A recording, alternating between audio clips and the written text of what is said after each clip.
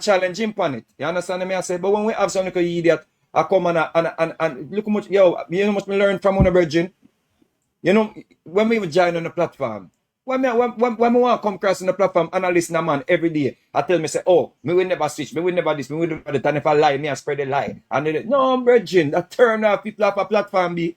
We don't need them people up on the platform. We can get credible people and we can get people we can challenge them. The misrepresentation of facts, virgin. Trust me. We just need to pride ourselves better, be.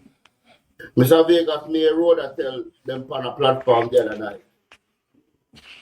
Every leader, every senator, after parliament, the whole of it go up and laugh and talk. The whole of But people who watch the Senate and the Parliament see that. We see that. We're not blind. Remember, so the camera not turn off same time as Parliament done, you know. You see who and greet, you see. You never see what they when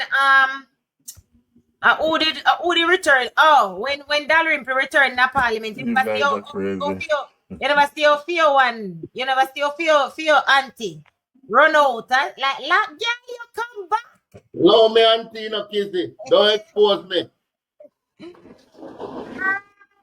No back so the thing add Punkos him have appeal it. When we did a bleach out auntie ball of your auntie alone. Tell her to tap bleach in our old age, yeah.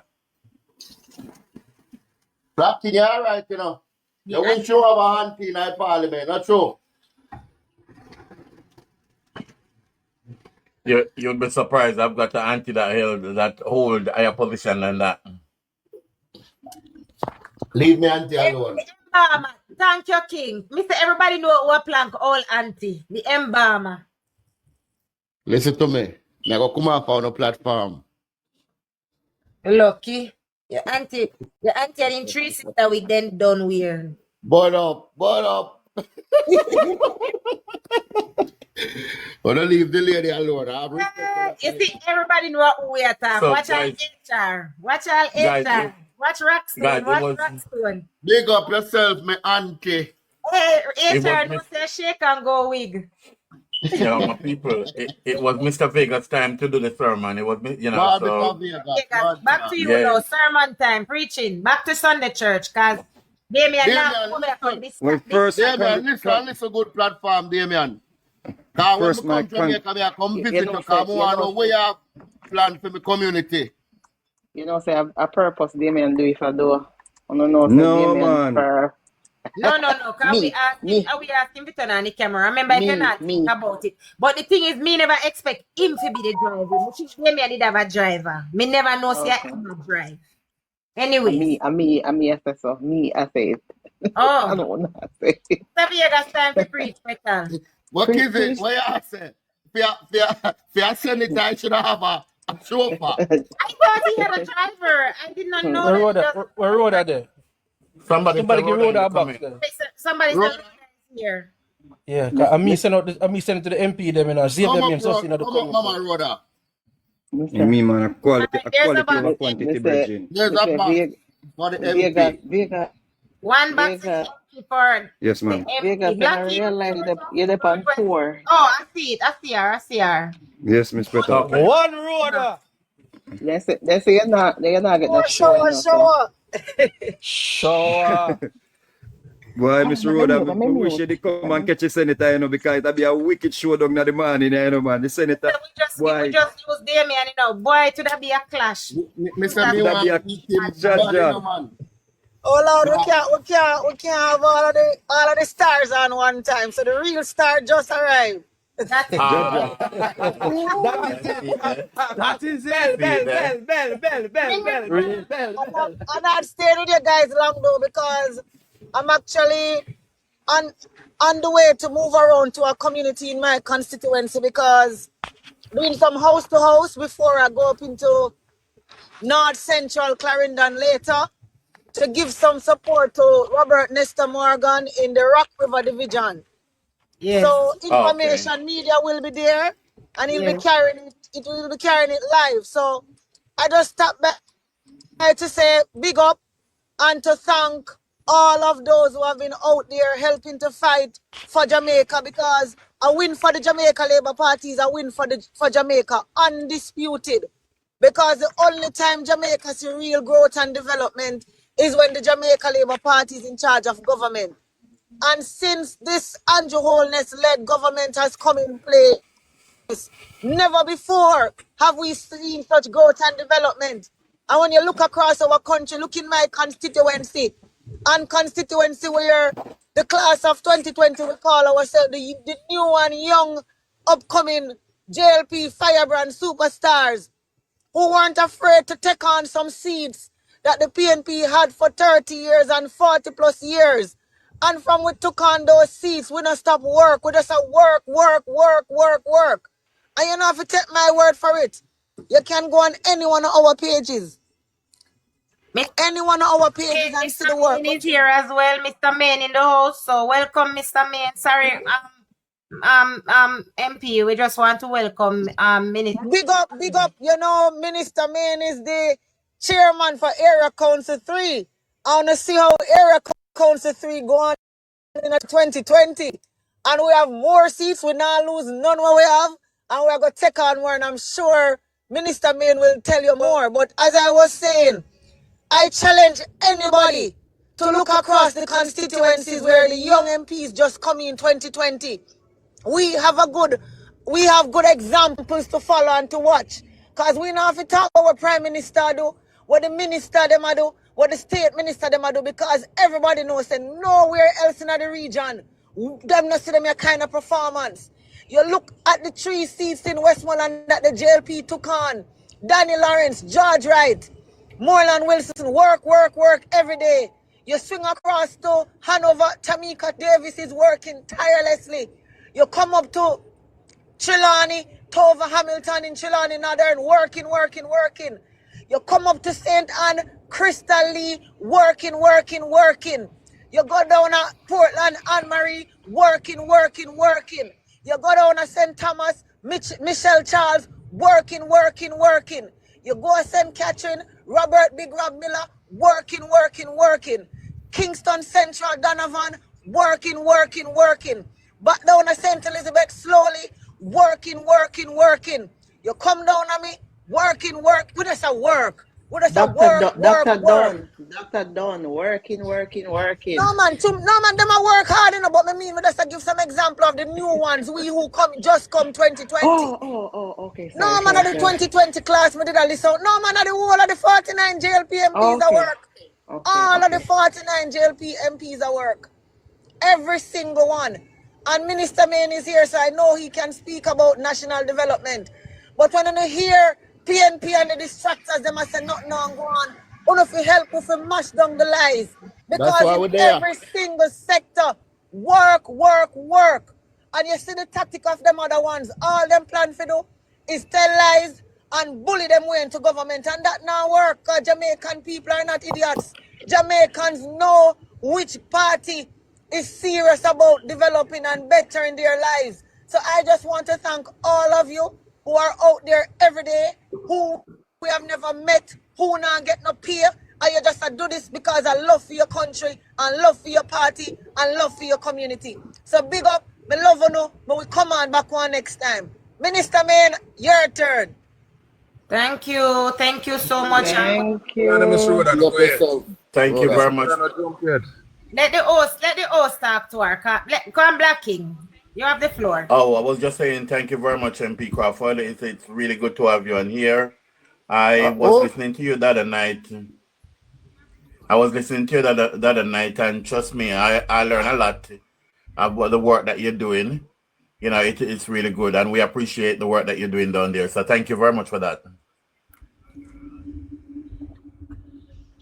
You're welcome, and thank you for having these kind of platforms, because I was sharing with Lester Gale that I didn't know how this TikTok live work. I have an account and I see the live going on, but I didn't know how to join. And the one I went on the other morning, that was the first time, because I woke up late at night and then doing some work, and I was just scrolling through TikTok before I got to sleep, and I just heard some talking with somebody saying Jamaica is in recession and the MP them now do them work. So I said, no man, me have to go over here so I mash down the lies.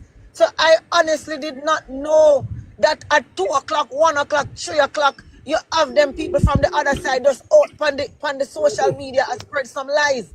So as JLP MPs and ministers, we have to go get ourselves over on these platforms and join, to put out the facts and put out the work out there and allow people to question us and ask us questions. Because when you're doing the work and you're not telling a lie, we're not afraid to take no question from nobody. MP have to be careful. That With is- MP favorite song, we're not frightened for Thank nobody. MP have to be We are on careful. it. We are on it every single day, and I have to say that we have some MPs and some caretakers and even councillors who have joined us. Kerencia Morrison joined us, and she spoke at length too. We have Dabney. Colonel. Several persons who joined, so we appreciate it. And finally, like people who have clout, like you, Rhoda, you have clout. Your name, when it call, it carry traction. So we are happy to have you here because yes, Matthew Samuda was here too once. Venetia, we have had a lot of persons, but it's just that this George Wright was acknowledgement. here as well. George Wright was here, Moreland Wilson as well. So it's not like we don't have. Dr. Tufton has been here before too. And not this one, Quite but a few have come on the platforms. So we are here every single day. So we take turns. When one set go sleep, the next set stay up, and we rotate and we support each other. The Jamaica Labour Party is strong on the ground. We just need sometimes a little acknowledgement and support and the right information from you guys. MP, good morning. Good morning, Definitely MP. sounds good. What I'm gonna do, I'm gonna ask the host to get me out of the box so that the minister can get into the box. Yes, MP, before you go, good morning. I am Good morning. introducing. So I am you can introducing actually say myself. we can get another box for him. So Minister, Okay, no problem. somebody may beg on a box, please, so we can bring up Minister May. Protecting I- JA, yes. when she I came am- on, she said she Take couldn't. my box. Protecting JA, Yeah, but protecting that's- JA, she Me- said she couldn't be long. She won't be long, but so maybe make a question. Me not brief and question quick. I am introducing Okay. myself. Good Okay, morning. okay. Good morning, MP. Good morning. I remember going through some bad spots. So if you lose me, you know it's a bad spot. All Go right. ahead. Good morning. I am just introducing myself. I am protecting JA, ma'am. Okay. Yes, I'm familiar with that handle. Please follow me. Thank you for the good work that you've been doing. And I hope that Lester Gale can pass the phone numbers to me, man, so I can connect with all those I need to connect with. Yes, ma'am. But in the meantime, please. So big up on yourself, those Rhoda. that are going after run. Rhoda, them know me as Punkos here. Punkos, oh dear. Here, everybody know it as Lester Gale. Don't bother with it. We want to bring up Mr. Main. And that me I did talk about. Me don't want she leave.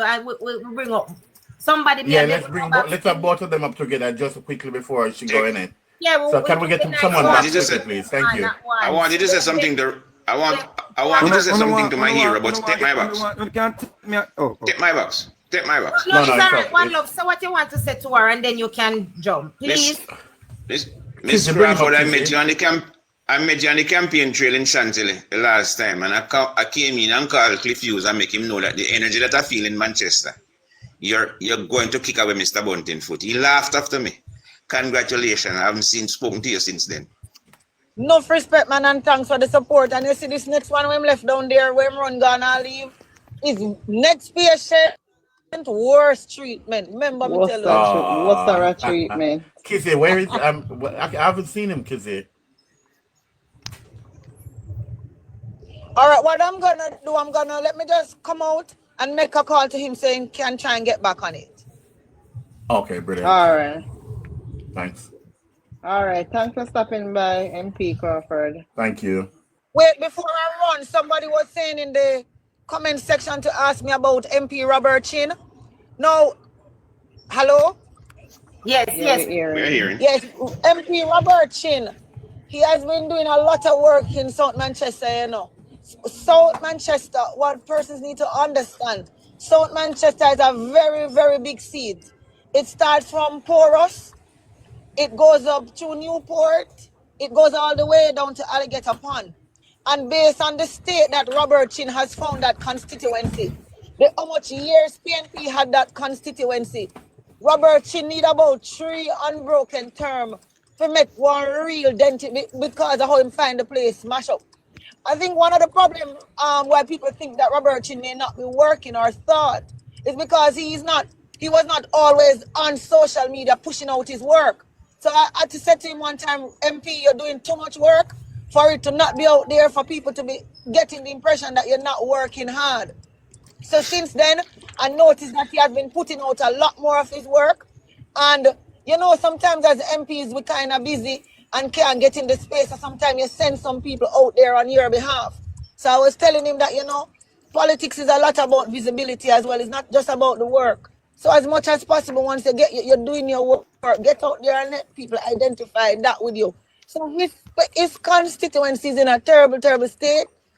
And he has been doing a lot of work. Of course, none of us will pretend that there isn't much more work to be done right across the entire different spaces. You have to go. Sorry about that. You have to drive on a little. Yes. So it's a lot of, we have done a lot, but it's still a lot more to be done everywhere. Because I tell everybody now, you know, the mother one, you know, the only name I can think to call them is bulldozers, you know. Because every time they have gotten the country to run, them just mash up the place. And the JLP has to come in to be fixing. So we have done a lot, and there's still much more to be done. And that is why we need a third term to continue the work that we have started. And I know that once Robert Chin gets his second term, he's going to continue the good work that he has started and build on what he's doing. So just a little patience with us as we continue to fight the good fight, morning, night, and noon, every single day. Thank you, Jesus. I am vindicated. Thank you. Here? Want to hear? Yes. Yes. Thank you very much. Yes, you've been, you know. Crawford, I am one of the only persons who is always defending MP Chin, and I understand the situation down there, and I try to explain it. Thank you very much. Thank you so much for that. You're welcome.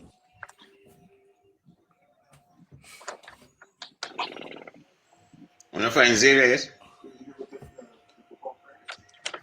Where? No, I haven't asked seen if you him. don't find him yet. No, I haven't seen him.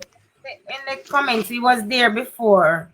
But thank God, Okay. I am happy. Action Jackson.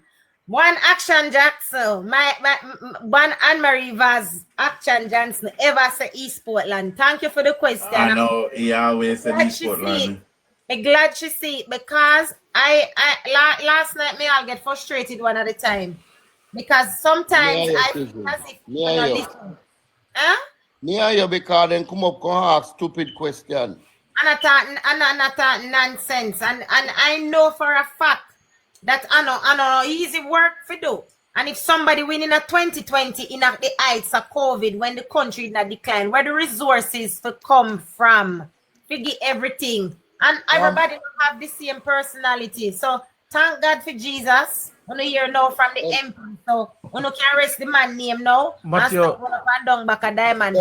Then Black King, you don't know when I say MP Crawford. You know, you me say what? Because I forgot to say Rhoda name Crawford to and Damien name Crawford. I was wondering what you're talking about. Yeah, me don't wonder too.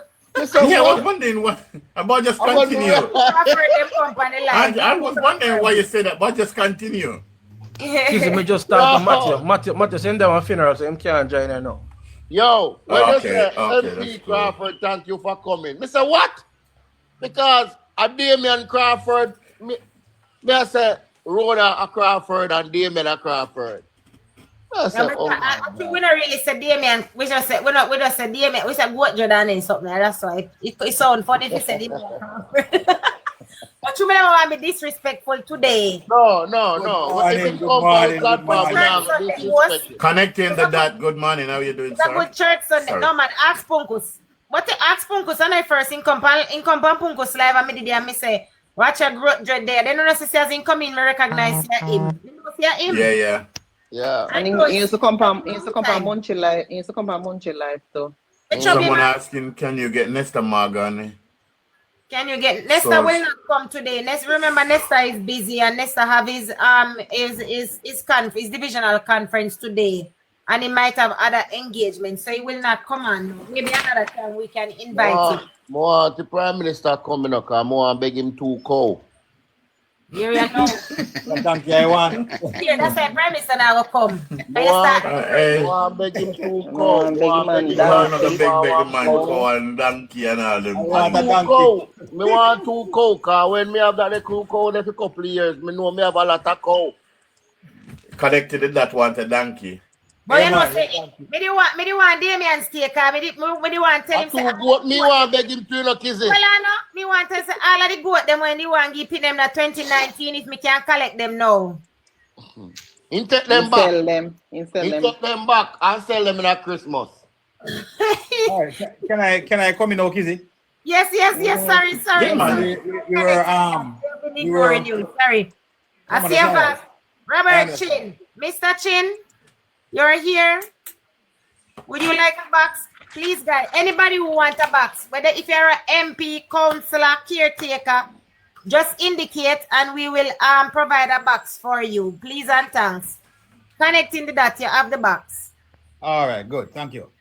All right, I'll pick up Mr. Vegas. I love that conversation that I when I joined, I heard it. Who Sorry, was man. the odd king? Add Chin, because Rhoda just sent you the link and thing, and we Yeah, add will soon Chin. come on too. Okay, so we need one box. One love, begging your box. Yeah, me tell him a long time to take my box. Yeah, man, you can have his All box. right, may I take it? Thank you. Add him. Thomas, me send Crystal Lee the link. She not answer, she not respond to me yet. Hold on a Okay. minute. Here. Let me find MP Chin. But meanwhile, you can go and talk connecting the dot. Yeah, man. I want to pick up off where Mr. Vegas left off. I want to pick up right where Mr. Vegas left off. That voice note that he was playing with the comrades who were saying that they are going to jump out there, and mention was made about the corrupt leader referencing the Prime Minister. What I want to tell this group and to tell all the persons listening is that there's a long strategy by comrades to tarnish the leader of the Jamaican Labour Party. And they have been very successful in doing that in the past because we did not have the benefit of social media platforms to highlight and to notify them about the truth. What they use is lies, you know. By the way, let me just quickly say that the 28 bank accounts to which they are running with, by the Integrity Commission report, the same report is saying that he doesn't have 28 bank accounts because 4 of those accounts who belong to his mother. MP Chin, I am not seeing you in the chat. Please, if you are here, can you click on the box that says request so we can pull you up, please and thanks. Continue, Mr. Yes. Morgan. No payment. So if you remove those 4 accounts, 2 for his mom, 1 for his father, and 1 for his former office manager who left that job 20 years ago, the account was just open to facilitate her salary going through it. It had in 800 Jamaican dollars. So you would be left with 24 accounts. Now, as someone at a former financial advisor, I can tell you that it is very easy that if you are into stocks and shares and equity investment, it's easy for you to have a 40 accounts. Very easy, because what happens? I had some investments at JMMB. And when you go to pull out the investment, they don't close the accounts, you know. So those accounts, some of them are there for years, and I'm not using them. So if they know that persons won't understand these things, you know. So a lot of the accounts that they are accusing you of the 20. If you pull out 4, it's left with 24. If you pull out the diamond ones, you might be left with about 10 or less. Put on mic, please. Thank you. Yeah, man. So one of the things about comrades is that they don't like truth, because that is why they are so offended when we delve into their past. I practiced in law enforcement for decades in Jamaica. I'm a former detective, and I got a chance very early in my career to understand, to study. I think to study, but just by the nature of what I did, I was able to see and identify their modus operandi. They have they told us, you know, so we don't even listen to me. Asamba told us that we pack it up with PNP because we have an agenda. One of their strategies is to cram the public service with their surrogates who try to oust the incumbent government or to block out the JLP was trying to come in the power. Quick example, they started from back in the 1970s and continue until today. So we're not going back to just for sake of going back. I'm just going back for context. In 1970s. What are they connecting? MP Whitley. Okay, MP so Whitley is here. We have one box empty, and I've just I'm MP Chin as well. Please, me I beg you one other box. Somebody Okay. box. Connecting the dots while they start out this box issue. I want to read something to you. Please, so if they want to come up, they can come and just please, MPs, click on the box that says request so that we can see the request to bring you up. It says, because you're not in the box anymore. It says, in regard on page 7 of the report, right? Having regards to the second referral, the DI investigation led him to examine over 3,600 transactions. MP Wheatley's in the box. Good afternoon. Happy Sunday. Morning in Jamaica for MP Whitley now. It's a bit afternoon almost. Big general. Morning, everyone. Morning, MP. Welcome. Yeah, man. Pleasure to, jump on for a few minutes.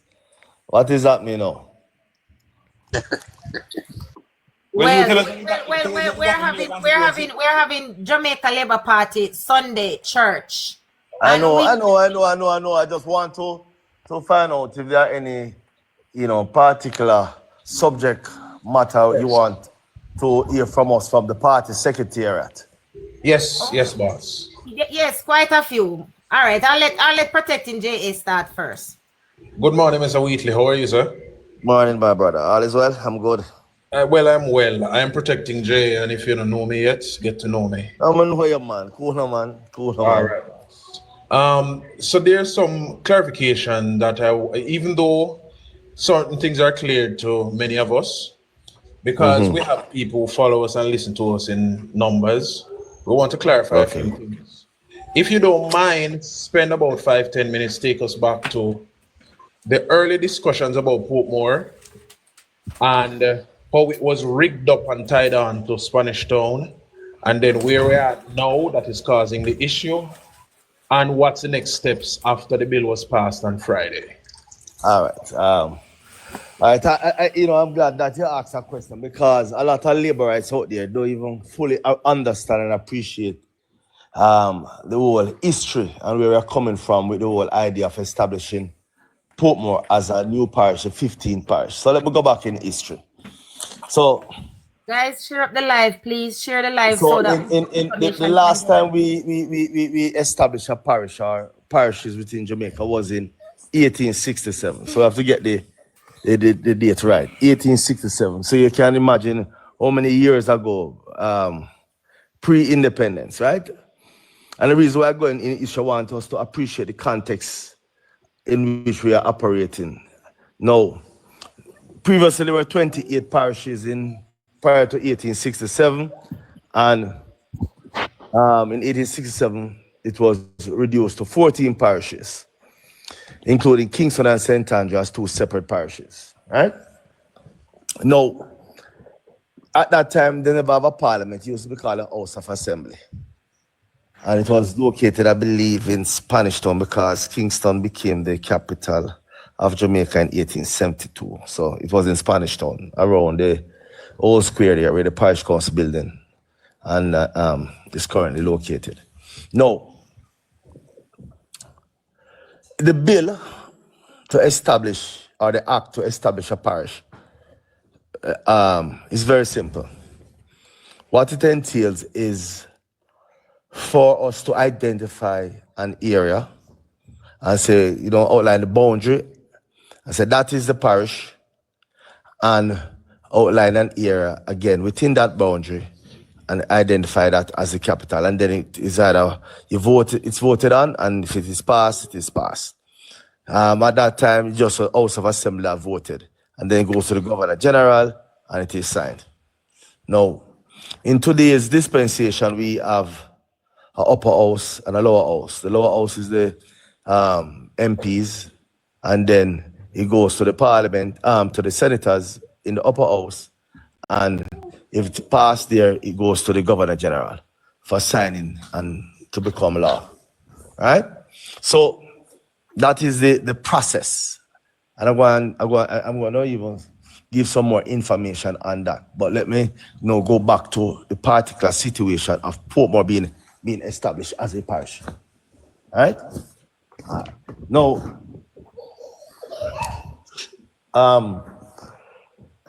in 2003, May 2003 to be exact, just prior to the local government election of June 19th, 2003, the then government, the PNP government, established the municipality of Portmore. And it was after some agitation by the PNP in Portmore as it relates to not supporting the then government if they did not get some level of autonomy. In fact, that process was led by George Lee, who was a councillor then in Portmore. He was the councillor for the Greater Portmore East Division, right? And so the municipality of Portmore was created as a first phase to see how it would work if Portmore got the level of autonomy. Because then, when Portmore, when there was no municipality, whenever the councillors in Portmore attended the meetings in St. Catherine, the issues affecting Portmore were just not really considered, and the majority of councillors would vote accordingly to deal with issues that are more pertinent to the other side of the parish, which is St. Catherine and the greater St. Catherine area, right? And so the George Lee and his team and the people wanted their own parish. It started from then. But the PNP government at that time did not want to establish it in just one go. And so they established the municipality of Portmore as a first phase, right? I believe Portia Simpson Miller was the Minister of Local Government then that piloted that bill. So as you realize, just to get their support, they pushed through that bill in May of 2003 and then called the election immediately thereafter. So you realize, you hear the people that talk about gerrymandering, just look at how they did that. It was 1 month before they announced the election, they created the municipality of Portmore, right? And have directly elected mayor and cut off Portmore in a sense.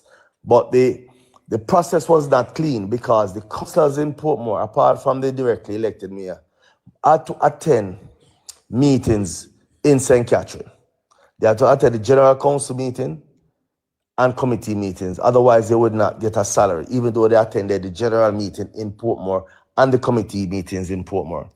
And so when the municipality was created in 2003, myself, I was one of the first set of councillors elected in the municipality.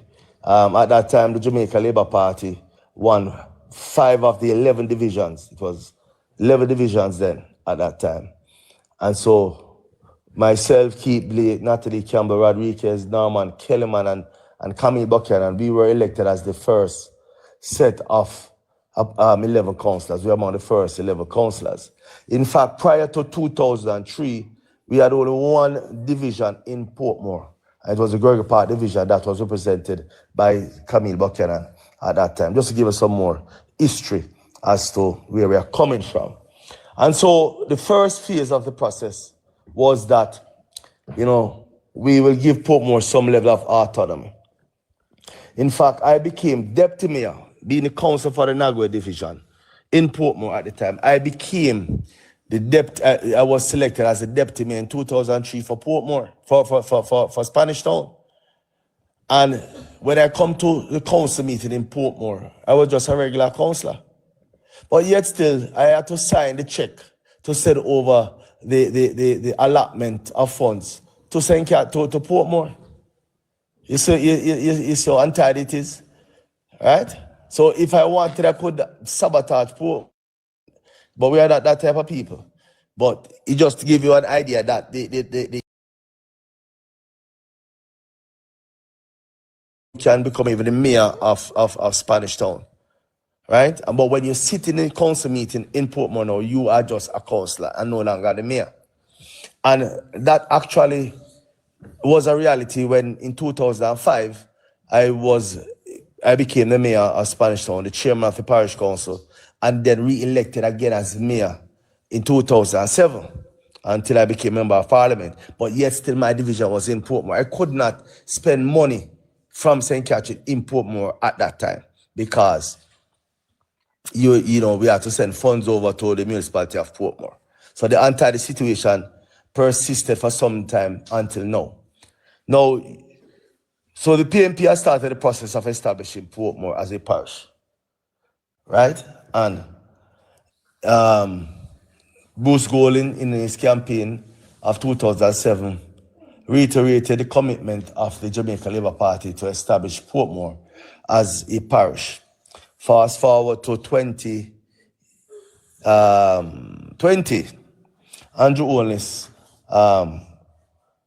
put forward the notion that if you win the next general election, we are going to establish Portmore as Jamaica's 15th parish and give it its own autonomy, its own control of its affairs. All right? And it was included in our manifesto as a commitment.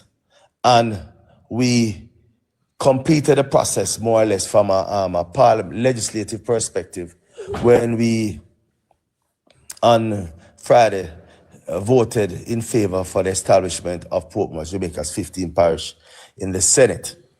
To go through the process, notwithstanding the fact that, it's a simple process to establish a parish, we went through a consultative process where a joint select committee was formed by the parliament, comprising members of both houses of parliament and representatives from both sides of the aisle. And that committee deliberated, and, we got suggestions, comments from all the government agencies, pertinent government agencies and ministries. And of course, we had a number of town hall meetings that invited persons from the diaspora, from within Jamaica, from within the parish of Portmore, St. Catherine, all over Jamaica to participate. We extended the deadline at least 3 times to ensure that, we reach as much people as possible. And of course, we utilize even the media, the social media, the traditional print, TV. We used GIS to go through entire Portmore with loudspeakers just to get the involvement of as much persons as possible. Anyway, at the end of the day, the general consensus was that, the people of Portmore wanted, and Jamaica in general, wanted us to establish Portmore as Jamaica's 15th parish. And that report was then presented to Parliament, accepted and voted on by the Parliament, and instruction was then given to the Chief Parliamentary Council to draft the bill, which was, tabled, debated, voted on, and now the Senate passed it on Friday. There's a lot of things I've been saying, enough information. Anyway, moving on, the argument out there by the PNP and naysayers is that a parish needs to have certain things. So first of all, let us rubbish that. That is not a prerequisite. Hospital, whatever, road, and all those stuff. They're not prerequisite for us to establish a parish. But as a caring government, we have been looking at improving the infrastructure in Portmore. We have started to improve the infrastructure in Portmore, such as roadways and such. We have dualized Grange Lane, that is off the I-95, going back to Newland Road, going back all the way up to Waterford. We have done the part along from Bayside to Nagwed, and now we are moving from Nagwed all the way to Britain. That is about to start. We are also going to start the dualization from out of 85 in Britain there, go all the way up to Elsha, and of course the what you call it, the I-95 or Portmore. I call it, is that a Portmore Boulevard? Yes, going all the way back out to Cayman and stoplight. But most importantly, the flyover from Mandela Highway, it has already been designed, budgeted, and about to start. With the contractors check China Harbour to build the flyover and drop persons from off the Mandela into Portmore. Right, so the government is very much abreast of concerns as it relates to access to Portmore, persons being able to leave Portmore without having to go through the toll road and all of that stuff, right? So that is part of the development, and it's a development that, you know, that has nothing to do with parish status. It is a development that is needed because Portmore is growing. We have additional houses coming to Portmore with the Bernard Lodge development. So you need to ensure that persons can have proper access, easy access to their homes. So the government is not just thinking about this from a parish status. It is something that has been in the pipeline. They talk about the hospital, notwithstanding the fact that we are, I mean, the furthest point in Portmore is 10 miles to the nearest hospital.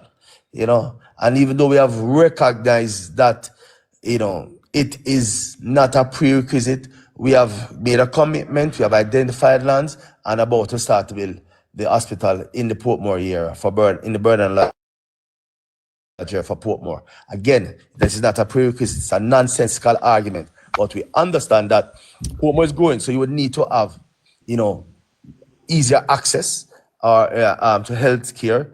We have upgraded the Greater Portmore Health Center, the one around Christian Garden. I think it's Christian Garden over that side. That has been improved. And these were things that came out when the Ministry of Health presented, did their submission to the Joint Select Committee examining the establishment of Portmore, Jamaica's 15 parish. And another thing, you know, that is very hypocritical. You know, look at, say, your Spanish Town Hospital where it is, right? If someone lives in, say, Sligoville, how far are they from the hospital in Spanish Town? Somebody live at Old Harbour, how far are they from the hospital in Spanish Town? Persons in Portmore are closer and have easier access to the hospital in Spanish Town. If somebody live up at Point Hill, how far they have to drive to reach the hospital in Spanish Town? So I'm sorry to interject, but I think you don't need to explain this hospital thing to us here on this platform. I mean, I'm speaking for everybody right now because for example, I live in Portland and I have one hospital on both sides of the parish. If the hospital is in Port Antonio, and so we already know that this hospital argument is nonsense. But one thing I want to ask, because I was watching the Senate debates, right? And the one of the main arguments I hear from the government is that Portmore is very tax compliant, and the taxes are sent to the parish council in St. Catherine. So Damian Crawford, during the debates, he said that is not so. He said that the finances are being sent to Minister Desmond McKenzie and the Prime Minister. So I wanted to the Prime Minister, the finance. So let me tell you something. You have to be very careful when you hear the PMP. I know that wasn't cleared in the Senate for us, the viewing public. So it is something that. So let me just see if we can enlighten you guys on that. No.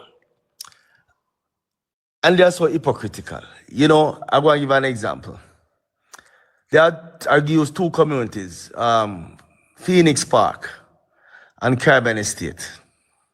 Currently, they are not a part of the municipality of Portmore, right? And these communities, you find the Portmore Municipal Council accepting plans for approval, collecting the building fees for these from persons in these communities because it is easier for them to go to Spanish Town, to Portmore, than go to Spanish Town. And that is an illegal act because it is, in fact, Spanish Town that has responsibility, right? The matter of property tax again. I mean, persons in Phoenix Park and Caribbean Estate, their property tax goes to Spanish Town because they are a part of Spanish Town, but yet they readily identify with Portmore. So, you know, Damon Crawford, you know, as usual, is about propaganda and creating mischief. You know, So, that's why so go MP down there. Whitley, hold on, MP Whitley. So Leon Thomas, his vote is in Spanish Town actually. No, none of vote.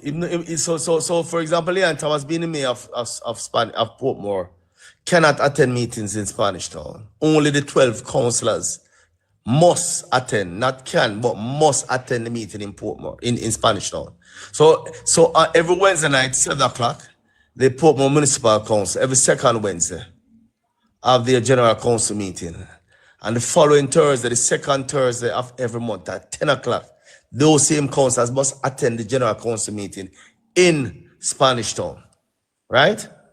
So they are attending 2 sets of meetings and they're getting 1 salary.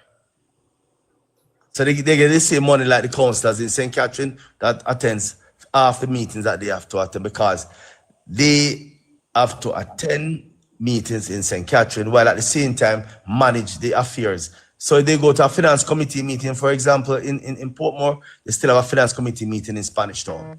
When they have to go to infrastructure in Spanish Town, they have to go to infrastructure. They have to go to planning in both councils. Disaster, you know, you name it. So it is just a replication. And the fact is though that they attend meetings in Spanish Town and they are participating in the management of Spanish Town, but yet they have no real responsibility in Spanish Town, right? So these councillors from Portmore come to Spanish Town, go to the meetings, they are making decisions for the rest of the parish, yet they do not have any representational responsibility in the parish. So they are being asked to make decisions that will impact the lives of persons who they do not represent. And the councillors in Spanish Town cannot go to the meeting in Portmore to make decisions that will impact the lives of the people in Portmore. So you see the irony of the situation. And so what we have done is to regularize that. So you stay in Portmore as a parish, you manage the affairs of Portmore. Portmore now have more autonomy, right, in terms of, and from an operational perspective, it is easier. And St. Catherine will manage its own affairs. One more question, Dr. Wheatley, because the people on the For You page, they need to hear certain information. And so I saw an article just last week concerning a 2007 promise of an hospital in Portmore, and there's also information that $60 million were earmarked to commence the construction of this hospital. Can you give any information on that, sir? No, I want to be very honest. I'm not aware of that. I know for a fact that a private hospital was being considered by a group of persons out of Cayman to build a private hospital across from Newland. That piece of land, I don't remember how big land it is, 100 acres or what, but that land between Newland and Garvey it was. Yes, they owned that land and they were looking to build out a private hospital and also housing scheme, housing development to support this private hospital. And it was an attempt to build out what they would call health tourism. So persons from overseas could come, perform their procedure here, get the treatment here in Jamaica. And of course, they could bring their own family. And so the family could be with them. So they would have accommodation for themselves and the family. So that was a concept that was being put forward then by that group in Cayman that owned the land. In fact, now there's a new owner of those lands. So that was the concept at that time. So Okay, all right. I don't know. There's a follow-up. Sorry, because $60 million, I think. So I was a member of the council at that time. I know some other persons might want to ask you a question, but this one other thing. Now that we have gotten to the point of the Senate voting to pass the bill, the part now of the process where the ECJ is to define the constituency boundaries. Can you elaborate on that process so we can have an understanding of how it goes? All right. So simply put, the parliament establishes boundaries for parishes, and that's what we did. We created a parish. But our constitution, our law speaks to the fact that no constituency can straddle more than one parish. Basically, you cannot have a part of a constituency in one parish and another part in another parish.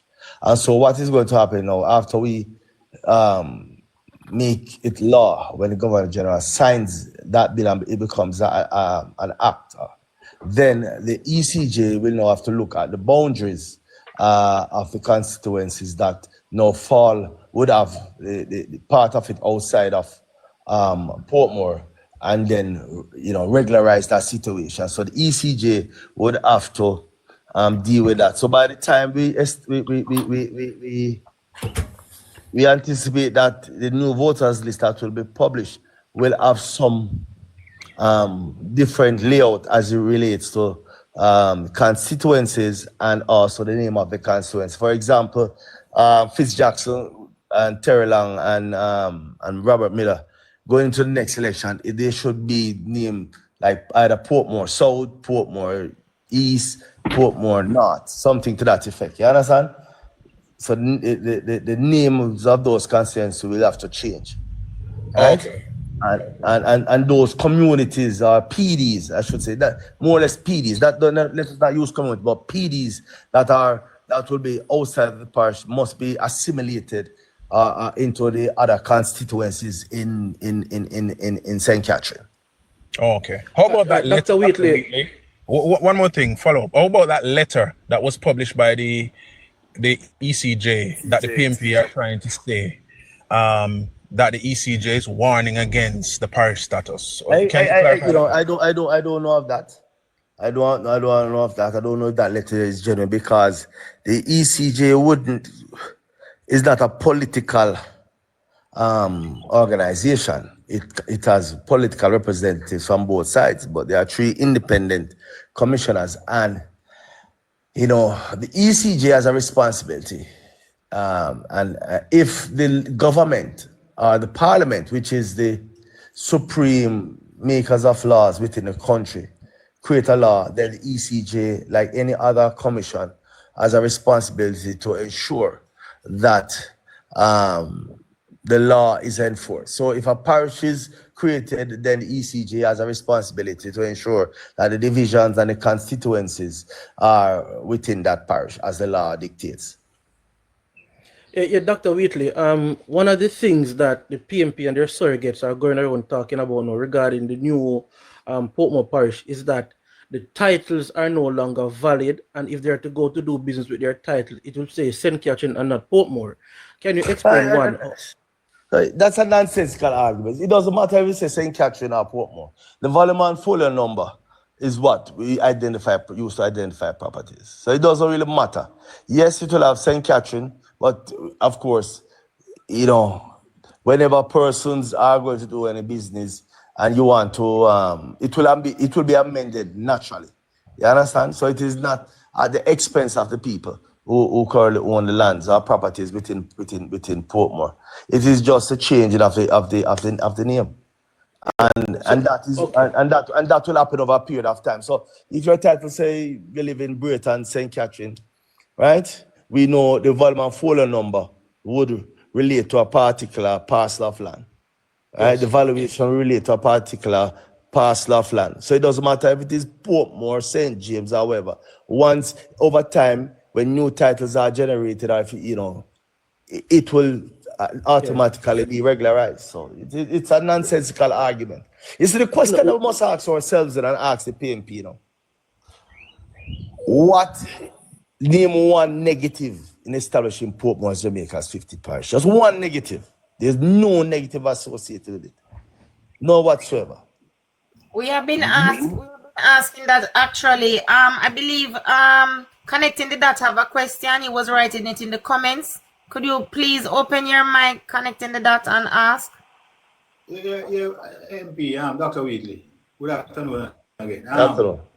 There is a lot of persons don't understand what happens St. Catherine Municipality. We're talking about Spanish Town now. That the councillors who make up the Spanish Town Municipality a lot of them are from Portmore. Not a lot of them, 12. 12 councillors are from Portmore. All of 12 out of the 41. So there are 41 divisions. 12 of them are from Portmore. Only 12 come from Portmore. No, so it seems to me that a double count is taking place because they also sit in the Portmore municipality too. Yeah, man, and I alluded to that earlier. It's not a double count, but they are managing two councils. You know, so what we are doing is, and in fact, the whole establishment of Portmore as a 15 parish seeks to sort out some issues as it relates to communities. Like, for example, I go back to Clarendon Estate. Clarendon Estate and Phoenix Park, two modern housing developments, and even the one that is being built side of Clarendon Estate, and the one north of the I-95. Take Clarendon Estate. Clarendon Estate is part of St. Catherine South, right? And it is part of the Greater Portmore North Division, right? So it's represented by Fitz Jackson and a PMP councillor. However, the councillor has no responsibility, cannot spend any money over Clarendon Estate, you know, if he gets money from the Portmore Municipal Corporation, because it is not a part of Portmore. So it would be illegal to even address any concern for those people from a financial perspective, taking money from Portmore and spending in that community or in Phoenix Park, even though they voted for you to be councillor. But they are in Spanish Town. You understand? Yeah, man. So the money would have to come from St. Catherine and Dr. Whitley. There you go. But they didn't have. But this councillor in Portmore cannot get any money from St. Catherine to spend over there. It would have to be the mayor spending money in a community like Clarendon Estate, because that community has been neglected. Phoenix Park has been neglected. It's a good thing that they are more modern communities, so they don't need as much attention as the older communities. But they do not have proper representation. They are like in the middle of nowhere. So no, Dr. Whitley, you mean the mayor of Spanish Town would have to be spending the money? If anything to be spent legally, is the only one that can spend any money over there. So not even Leon Thomas. No, man, Leon Thomas can't even go over there. He can't even go through the gate unless somebody invite him over there. And security call and tell him must let him in. Somebody call seems tacky to me. And that is why this Jamaica Labour Party government is formalizing, addressing these issues, right? And so the proposal is that the east-west toll road will be the northern boundary for the new parish of Portmore. And Portmore, as it is now, will be getting additional lands and communities for expansion. So it goes all the way back to a section of Bushy Park, you know, part of my community constituents like Ilron, Artlands, all of those lands going back to Elshire, Goat Island out in near all over side here. All of that will now become part of Portmore. So what we're actually doing is put more lands into Portmore. As it is now, you know, for example, communities like Clifton, Caribbean Estate, sections of Grange Lane, although they are part of constituencies like East Central and South, they do not get proper representation because the councillor, for example, at the local level, represents as a division that straddles the two municipal corporations. Right? So we are removing that anomaly right now and just ensuring that the people get good, proper representation at all levels, at central government and at the local government. Just a completeness, Dr. Whitley. So, and to be clear to those who are listening, when Portmore is finally established as a parish, councillors from Portmore will now sit in the parish council in Portmore, and those from St. Catherine will sit in the. So that arrangement will be. So the divisional count would be in Portmore. There'll be 12 divisions in Portmore, and in the rest of St. Catherine there'll be 29 divisions. Thank you, sir. Very clear. Very clear. And in fact, if you look at the current makeup of a number of parishes, Portmore will have more councillors than for example, Portland has what? 9 councillors. Hanover around what? I think it's 7, 4 and 3. No more than 9. Trelawney, Trelawney, I think it has around 9 as well. Don't quote me on that.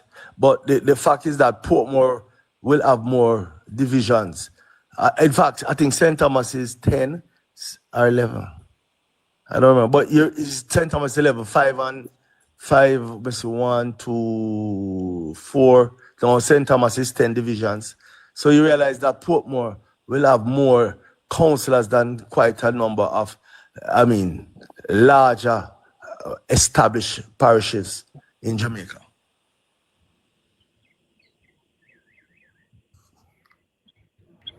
Okay, thank you, Dr. Wheatley. Anybody else have a question? HR?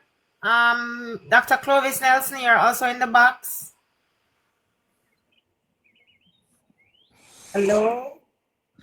We can ask other questions, you know, only have to be about Portmore, you know. So, Dr. Wheatley, how your constituency stay? In the recent event of the upsurge in violence, and we have seen where some notable characters have been taken out. Also, we have seen where there's, I think there's a state of emergency over there now, right now.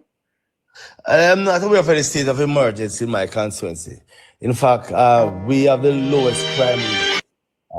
St. Catherine South Central has the lowest crime rate anywhere in Spanish Town. You know, so we do not have an upsurge in crime and violence. Yeah, you have to understand that my constituency starts from Tambrin Farm Prison and includes communities like Marshpen Road, Duncanspen Road, Windsor Road, Olmsted, Olabo Road, one side of St. John's Road, go all the way down to Marcock's Pen. And I'm sure if you watch the news or listen or read the news, that we have no upsurge in crime and violence in my side of Spanish Town. So I cannot speak about any other constituents, but I can definitively state that if you check the record, St. Catherine North Police will tell you that there is a very low crime rate in St. Catherine South Central. Okay, Dr. Wheatley.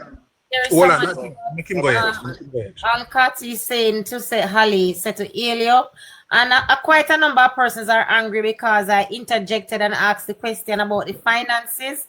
I asked that question because I know that from the government side, that was one of the main points for the parish, for the people of Portmore to understand that where their money should go. But a lot of persons want to hear about the hospital point. So please, I did speak to that. That notwithstanding the fact that the hospital is not a prerequisite for us to have a parish, that the government has already identified land, and the hospital, the construction of the hospital is in trade, right? And it is from a developmental perspective that the government is building the hospital, not because of a parish status. We have a lot of persons living in that area. We're building out new housing solutions, and so we want to reduce the strain on the Spanish Town Hospital. And it doesn't matter, even though that person may still living in parish of Portmore, they can still go, and Portmore will have its own hospital, and having an hospital there, they still can go to Spanish Town Hospital or Kingston Hospital to get treatment. So you don't go to a hospital because you live close to the hospital and the hospital is in your parish. You have persons, for example, in, say, St. Ann. They want to go to the Falmouth Hospital or vice versa. Or go to Montego Bay. It just depends where you are at a particular time and you need a particular treatment. You go to that hospital. You have people from Spanish Town go to KPH and go to UE. And Spanish Town Hospital is right there and offer same service at Spanish Town. So the argument of the need for an hospital is more political than from a service delivery perspective. From a service delivery perspective, the government is building out hospitals all over the country. We are upgrading the Spanish Town Hospital, and we are building a new hospital in the parish of Portmore. Okay, one more question. As a Deputy General Secretary of the Jamaica Labour Party, how is the planning coming on and the organization for the elections? Well, I will say this much. Labourites do not fear.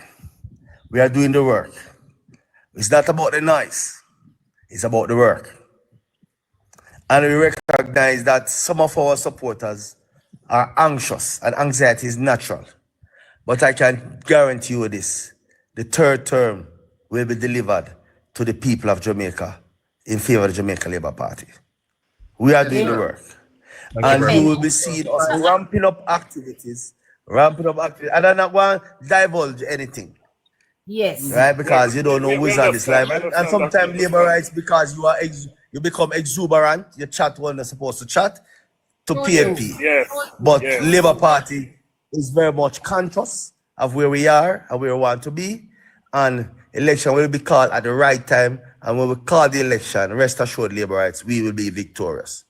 That is it. Dr. Whitley, one question, please, and then I'll allow Vegas and then Dr. Clovis Nelson. But this question, I know I it's not for me, but the panel, everybody curious. We have a number of seats, I think 3 or 4 that are not yet settled. We are not aware. The public is not yet aware of who the candidates will be. So again, we are moving to settle all the seats within the next 2 weeks.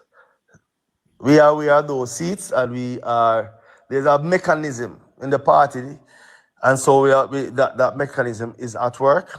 I mean, when I leave here, I'll be going into a meeting. I mean, the secretariat is doing its work. So again, we labor rights and persons who are on this live. Your party is working. Your government is working. That is as much as I will say at this time, to ensure that all our candidates are in place, and that is as much I would want to divulge. Thank you. I just want to satisfy the questions in the comments. So thank you very much. Next question. I may. That's a question, but protecting JA ask it, so I'm okay. I'm okay for now. Vegas there. If I may, guys, greetings all. This is Dr. Nelson. Somebody invited me to log on to the link and to listen to Dr. Whitley put his discussion forward.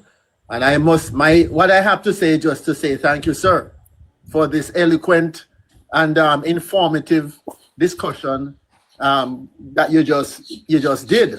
And other persons are now clear. Myself is very clear regarding the hospital to be built in Portmore.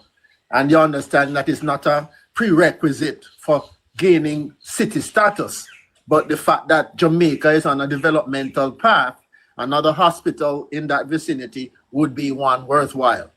So I just want to thank you, sir, for the clarity that you projected forward. Thank you. You're welcome, Doc. And may I just add, guys, this is Dr. Clovis Nelson, and Dr. Clovis Nelson is known for the person who went into New York City last year. Was it last year, Dr. Nelson? and New took on York Rockingham. City, Miami. Yeah, man. Jamaica, I must commend you. Mr. Let me Vegas, commend you, Dr. Nelson. I recall as well, I must commend you the on behalf of the insurrectionists. Jamaica Labour Party and the government. I must say thank you for, standing up and bringing truth to the fore and not propaganda as those on the other side will want to spread fear and propaganda. Yes, sir. And we have to big up Mr. Vegas for the role he played. That he was right Vegas there in a boss. Washington. Vegas a boss. Right there in Washington. When I couldn't make it to Washington, Vegas took that fall and did well with it. No man. Vegas a boss, man. He did very well. Very well. Yeah, man. Vegas Give thanks. But as you said, Mr. Whitley, Jamaica first. as you said, labor rights should not fear. Labor rights should not be worried about the next, the third term. The third term is guaranteed. The writing is on the wall. The PNP has no answer. No, hold on, Doc. You know what? They have no plan. Doc, Dr. Ness, let me just interject. And I want labor rights to listen to me very carefully. I don't want nobody go out there and think they will win already and drop on. Mm-hmm. Right? So we don't want nobody probably will win. We don't win until we win. We need to go out there and not only talk, but put in the work. Right. No type of Organize, enumerate, election day, help bring out people to come vote, encourage voters, people to come out and vote, point out the positives of your government, your party, our accomplishment. Do not rest on your laurels and believe that people are going to automatically come out and vote. We have to put in the work. Right. But we should not fear going out there to put in the work. Labor rights to fear. Because we have that track record to work on. We don't fear, man. Yes. We work. That track record to stand on. And you put it rightly, sir. We just have to go out there and put in the work. But the track record is there to back us as we move forward. And labor rights, let me just put you on guard that these guys, those guys over there, they are so desperate that they will go to the lowest of low and resort to dirty, old-fashioned, outdated type of campaigning and tarnishing the names of people just to get power. Jamaicans are not stupid. They recognize that these guys are about themselves and not Jamaica, right? We are about Jamaica first. That's why we need Jamaica Labour Party. We put Jamaica first. That's the first part of our name. And we believe that we must work.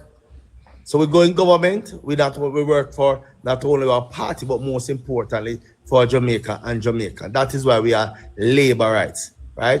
We are on a nationalist where we walk up and down and talk about this and that and self and believe that things are free. Yes, we create opportunities, we assist the vulnerable, but we have to work because somebody must pay a fee.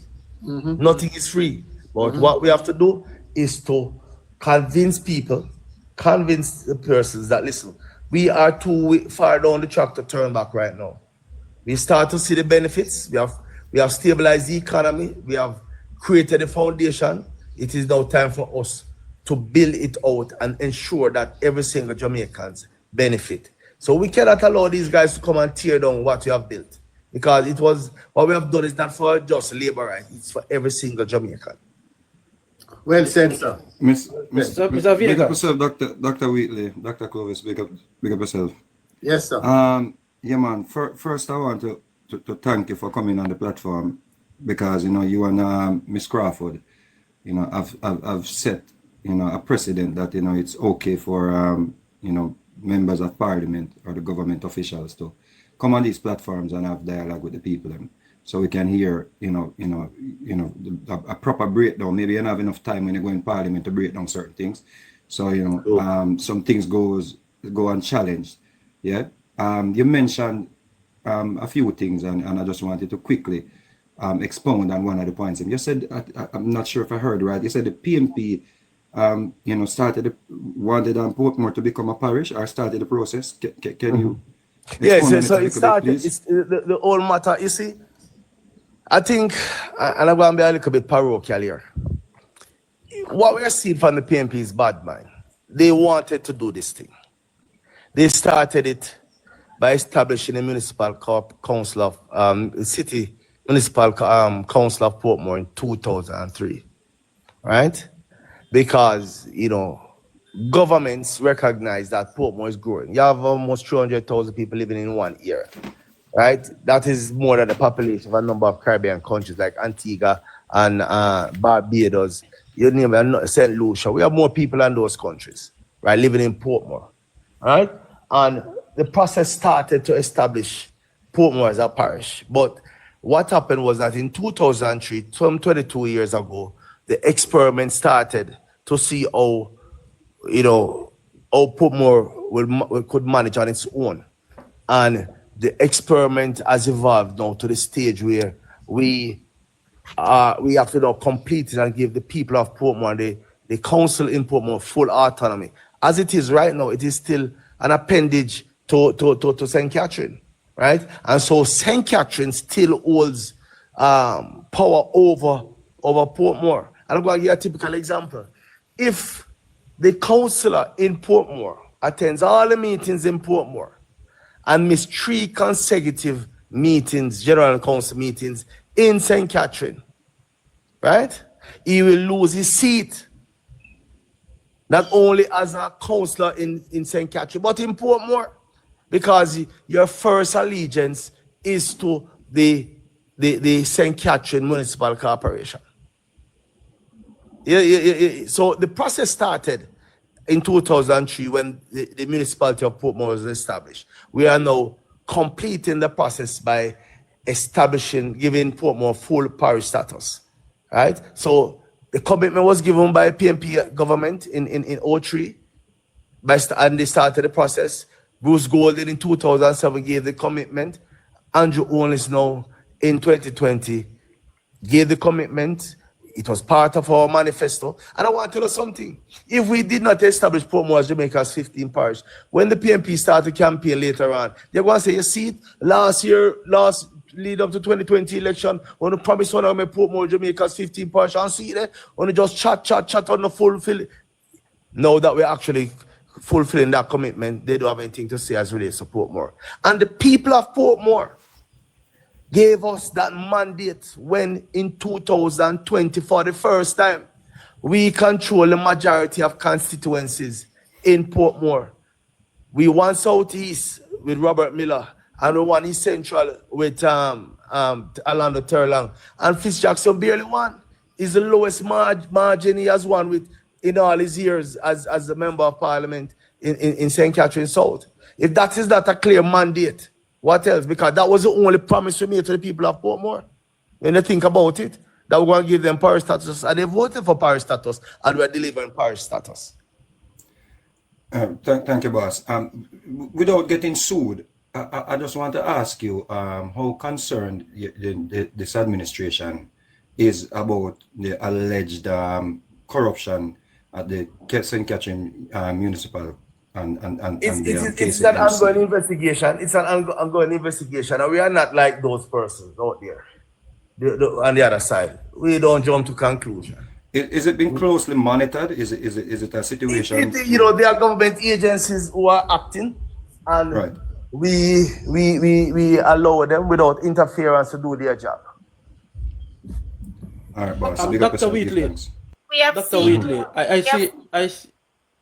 We have seen where there have been calls from the communication group of the Jamaica Labour Party regarding the resignation of the mayor and all of that. So is that not the stance of the party? Although it is in court, we on social media, we are also calling for it because there is an investigation, and I've heard many times when the PNP ask and say, oh, this one should step aside because they're bringing the parliament into disrepute, and they bring. So is that not the same for those persons? You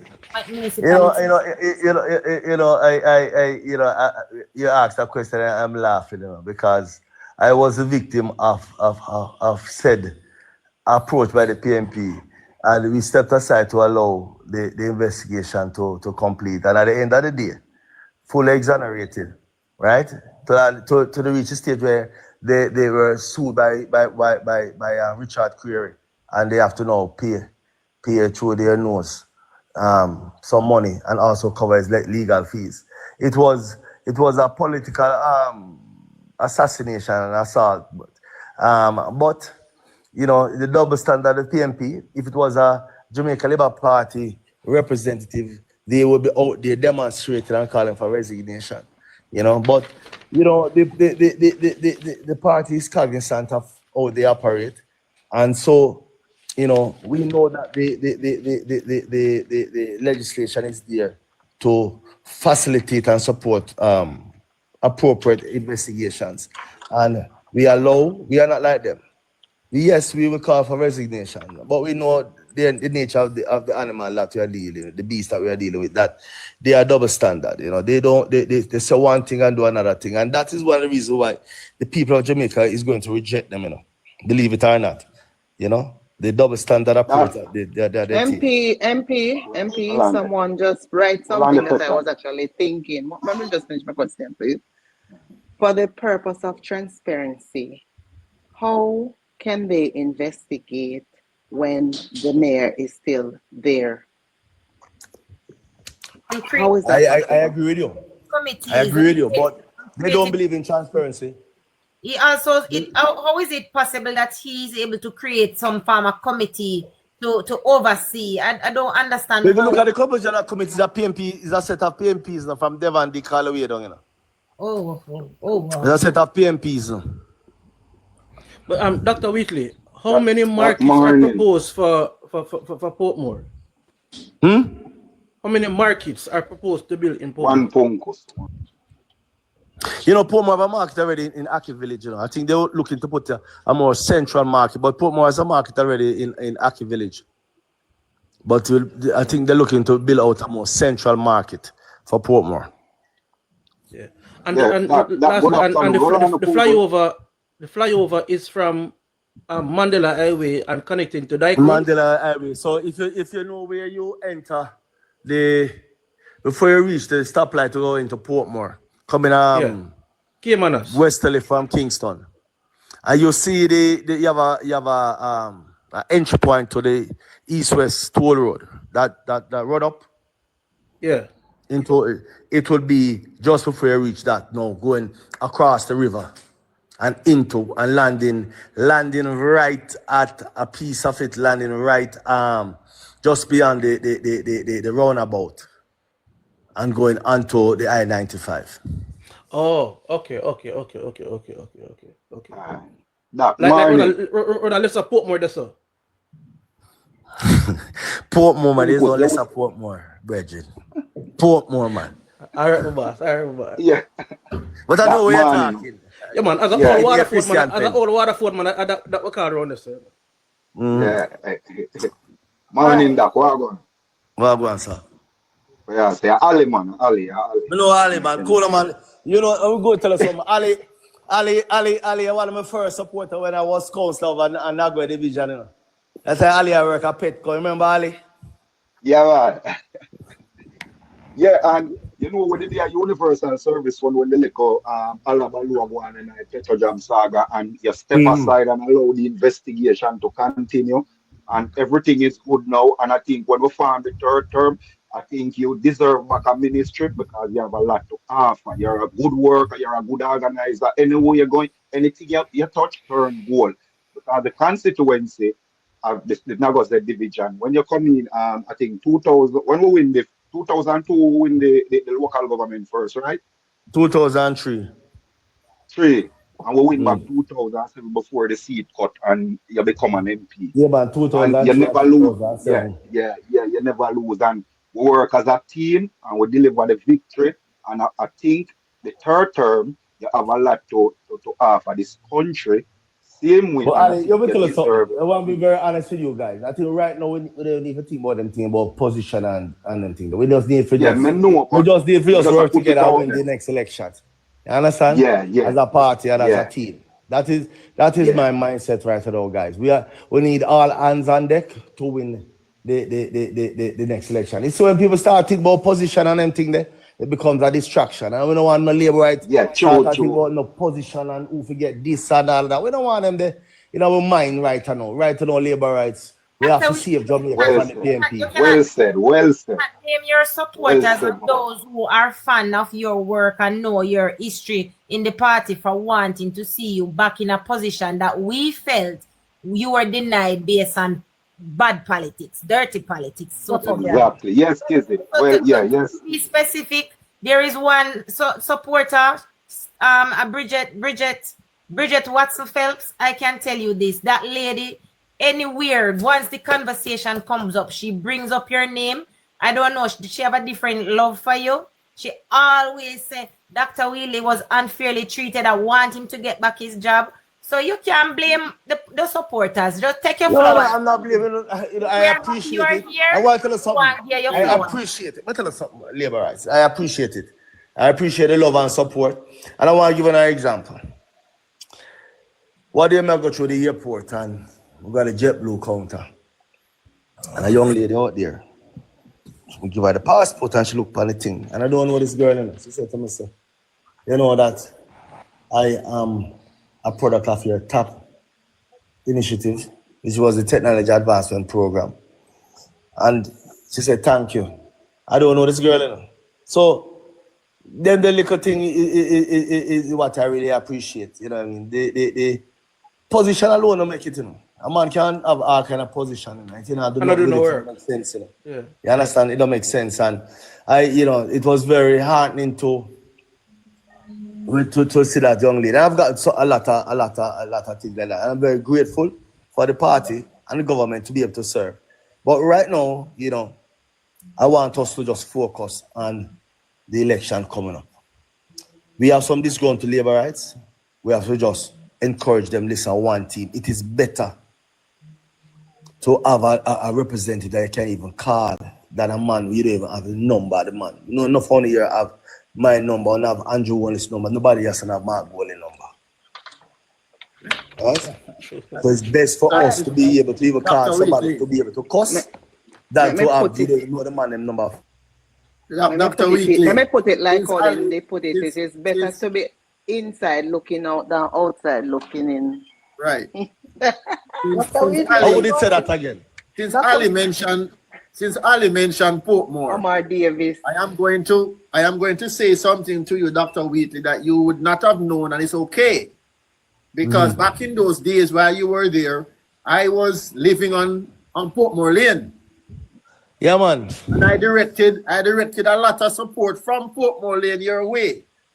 I didn't have to know you personally to tell you that, but that's how I work. Yeah, man. Portmore Lane, you know, I have some very fond memories down there. Alvin, Val, down them guys. Yes. I know people on the side, man. Yes, and I was on that lane pushing the support your way. Yeah, man. I appreciate it. Thank you, sir. Thank you. Once you're on labor right, you know, and you know the work of your party, you know the intentions of your party, you know the objectives and the focus and the developmental posture that Jamaica need to be in, you will jump in and work and support any labor right anywhere. Right? If you're truly, as you know, the kind of labor right that you ought to be, you don't stop halfway. You don't measure things on a petty yardstick. You just do the work, as you rightly said, Mr. Whitley. But guys, I'm going to run, but I want to leave only one last thing. Let me tell you something. Please, Knox girl, she has been waiting a long time. All right. Please, Knox girl. Good morning. Morning. Afternoon in Jamaica now. All right. First of all, thank you for such a fulsome discussion and clarity on most issues. But I've been watching the comments. So one person is interested to meet you in Rock River later, and another person wants to know about public beaches. I wanted to take you though to your own constituency and to ask you in terms of youth development and in terms of taking up of the government programs. How have the youth been responding, and what is the outlook? I'm going to be very honest now. So we have a number of youth initiatives. We use our trust NTA to facilitate some of these initiatives, you know, because it is a well-funded agency of the government. started by our former leader and former Prime Minister of Jamaica, Edward Seago. So it has always been the philosophy of the Jamaica Labour Party that we have to capture the imagination of our young people who are the future of our country. We are struggling. I'm being very honest, struggling, and it's not only my constituency, but across the length and breadth of Jamaica, to get young people to utilize maximize the opportunities that are presented to them through training initiative like that the Artrust provides. And so what we have to be doing is that we have to constantly be sending out reminders.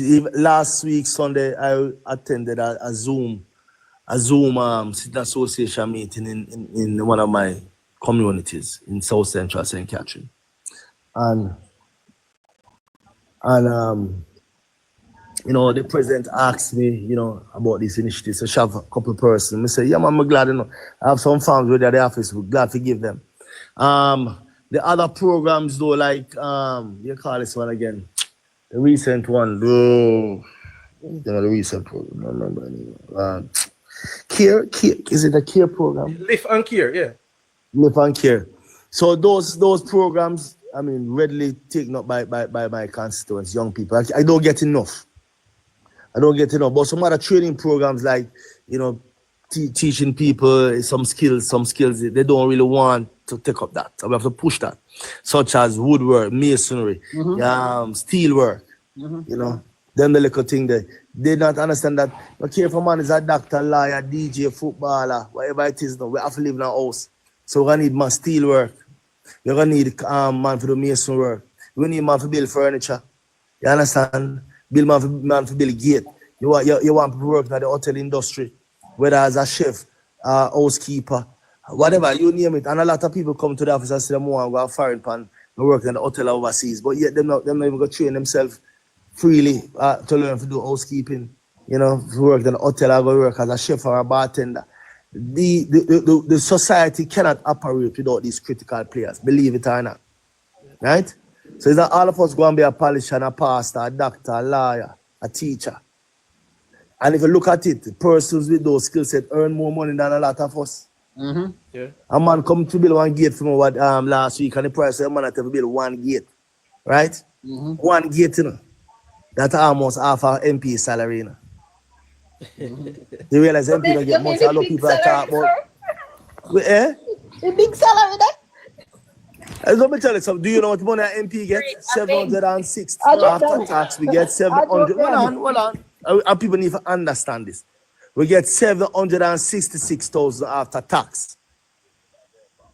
Well, Mr. Whitley, let me just put this in. Since you mentioned that the Artrust NTA certification and the training that these youngsters don't want to do, I am currently lined up with a work agency in Canada. And the prerequisite that I'm telling those young men down in my constituency in Northwest Clarendon is going to be a certification from the Artrust NTA for you to get that possible chance of going overseas to work with these people. So you need to go get yourself certified. Right. And but you see, you know, we're not giving up. We're pushing people here. Right, you know. thank you. And in terms of your own enumeration and engaging of other people, you're on track. I say this, and nobody can contest this. My constituency is the most organized, most prepared constituency in Jamaica. I could not be DJs and I go and I tell people to do this and do that. I have an excellent team. I have 3 councillors that understand what it is to serve people. I have to big up my 3 councillors. There are 3 divisions and we have 3 councillors. And we don't take things lightly. For example, the first time we ran, when this constituency was created in 2011, we won 2-1. Go and check your record. We have a man named Vincent Marcy. He was the president of the National Workers Union then. The next election, I don't remember who won against me. I never meet the man. We beat him 3-1. In 2020, I don't even know who run against me. We beat him 4-1. So it's not chance. It is about putting in the work, organizing, enumerating, and actually representing the people. All right, Dr. Whitley, what I want you to know, is that you're actually, I'm a member of the choir, you're preaching to the choir. My concern is that young people, the PNP is pushing a narrative of nothing now go on. So when I get people on these platforms, I like them to sell their own locality. Okay. No, man, you see, in my constituency, we don't have that, We tell you one. In my constituency, a two things, If you decide to take up crime and violence, we know if to deal with it, If you want to work and you want to move forward, we know if to deal with that as well. Good. So you have a choice. But You have a Dr. choice. Whitley, Dr. Whitley, I want to go back to something you just touched on a while ago about the MP salary. You see, a lot of people look at the 200% increase. I'm going to tell them, say, over 17 years, they never increase. Secondly, listen. All right, back to your question. What are they? Where the MP gets? Say you get $700,000. You know what money when you get a constituency, what people have to assist. That's what I was saying, no? That's what I was saying. You're well on there. And this don't have, you don't. And without the problem, I do that to help people. But when you actually think about it, how much you actually get to spend for yourself and your family? No. You just look at them. A lot of you guys are not elected representative and going out our community and they know our labor rights. How much money it costs, Right? Sometimes right just up on the live. Sometimes right here up on the live. Yep. But thanks again for stopping by. Thank you. We know you're busy, so the hour that you gave us, we're really and truly appreciative. It's a pleasure, Labour Rights. But again, let me say on behalf of the leadership of the Jamaica Labour Party, we appreciate you all, for the work, the sacrifice, the being our mouthpiece out there, And sometimes we don't give any the recognition, because we get caught up with so much other things, which is not an excuse.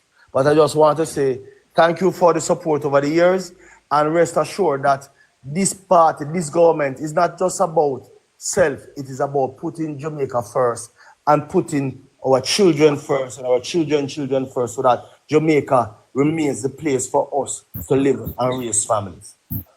Hold on, MP, before you go, make we listen to that one here. All right, so Labour Party marching out to victory.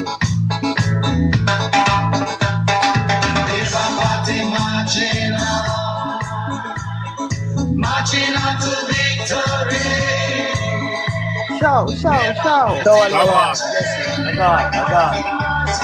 Marching on to victory.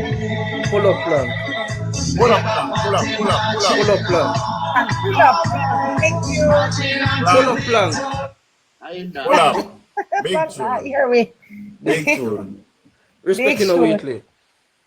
Yes. Much respect and thanks, guys, for your questions and for for everybody.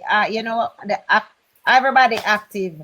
We still have Mr. Nelson with us. I don't know if you would like to share anything with us, sir. But Dr. Whitley gone. We thank him. We thank him much for his time and patience to answer our questions. What constituency is Dr. Nelson from? I think Mr. Nelson is vying for a seat in our Dunwest East. He's vying for Clarendon. Would like to know. Clarendon. Oh, he's vying for a seat. All right, let me introduce myself properly. I was about to leave, but since you catch me before I disappeared, let me introduce myself. Please. Thank you. And clear up the cobweb. All right, so I am from Northwest Clarendon. It's my home, right? And I've lived there most of my life. From I was a 4-year-old boy. I've been living in Northwest Clarendon. Educated there. Went to Edwin Allen High School, which at the time was the Frankfield High School Comprehensive. And my history goes deep in the constituency. Knew Mr. Allen in person. My father and Mr. Allen were very close friends, and I was the contact man, run up and down the hill to bring message from Mr. Allen to my father because there was no phone at the time. Coming from high school, I would go to Mr. Allen, you have a message from my father, so him say, yes, tell him to come and see me at certain time, and of course, so I was that kind of guy. So my interest for the party, goes far. I was only 15 years old when I was doing those errands. And yes, I am hoping to be the next representative for the Labour Party for the general election coming. So my hat is in the ring, and I'm on the ground. I have a team of guys. In fact, I have 3 teams on the ground working because I do business overseas. So I am not in Jamaica 24/7, but I'm not an American citizen. I'm not an American citizen. I never gave up my citizenship, and I stay in the US. I defend Jamaica when I have to, and I'm back on the ground when I need to be. So pretty much that's Dr. Nelson in a nutshell. Okay, thank you very much for that. So I've got a question for you, and I know you say you're not living in Jamaica, and you make it clear as it is at the moment that you're not an American citizen. No. I do live in Jamaica, but I spend a lot of time overseas because I have business there. Okay. So that's okay then. Yeah. Yes, I set myself up, in a way that I can represent my people and my country. I don't want to be called a foreigner. That's what I was gonna, for real, true. Yes, I make sure of that one. And how is it going on the ground so far for you, though? Like, from what you're hearing so far, how is it going? Well, the reports coming in from my team. I was there just last week. I had to come up to Florida to do some business, and I'm heading back down in a couple of days. It's been good. The people who know me very well. So I don't have to do a lot of running up and down and try to get people to know who Dr. Nelson is. The people are very much aware of who Dr. Nelson is. Small are the groups that might not know who I am. And there are a few, but my teams on the ground are making sure that they understand that this is a guy who was on the international stage defending brand Jamaica. And a lot of them remember that because it was all over the news. And, I have my yearly back to school drive running in the constituency from 1989 until now. Yeah. I do have a care program that I help single mothers who have more than 2 children to. I literally adopt some of these kids and send them to school. 2 of my adopted daughters are now in Canada studying on their bachelor's programs. So I do have a huge footprint in the constituency. All right, that's good. That's great. So we have someone here from Clarendon, but I think she's from a different constituency in Clarendon. Miss Chin, you're from a different side, isn't it, Miss Chin? Good day, Dr. Nelson. How are you, Miss Chin? I am okay, thank you. So I am actually from Southeast. So yes. I do work closely with the Member of Parliament. By any chance, will you be working with Pernell Charles Jr. as well as the other members of Parliament in the parish of Clarendon? Of course, I will work with Pernell Jr. Pernell Jr. is a close friend of mine, In fact, I was hoping to be sworn into office at the time when he was, but it didn't work out for me at that point. The seat went to Philip Enriquez then, much to my dissatisfaction, but I kept my work going in the parties. So Pernell and I have a close connection. Every now and then I lean on him for some assistance to help some people in the constituency. And our borders are not very close, but if he calls on me for any assistance, I will give. And if for any reason he's working and I see a space where I can go in and do something, I will do it. Let me give you an example. Several years ago, my father called me, God bless his soul, he's now gone home, and tell me that Anne-Marie is going up against the Rasta boy. I said, what are you talking about, Dad? He said, the Rasta boy down at St. Thomas, down at Portland, man. Anne-Marie going up against him, and we have to make Anne-Marie win. Him say, man, grab the plane and come, because we have to make Anne-Marie win. And I was on the plane the next day. We rented a couple of cars. We went up into the hills of Portland, rain and mud, slip and drop on my rear end, mess myself up. But we pulled the people out for Anne-Marie. So I was very much instrumental in helping Action Anne to win her first election. So I said that just to say this. And the people of Eastern Portland, thank you. Thank you so much. Man. And that's what I mean when I say labor rights need to just be labor rights. It doesn't matter whether it's your constituency or another person's constituency. If you can take a trip and help and bring in a couple of votes for the next person, do it. right? It's not Absolutely, about you absolutely. or about just your little zone. It's about the entire, party machinery. Absolutely. Well, Dr. Nelson.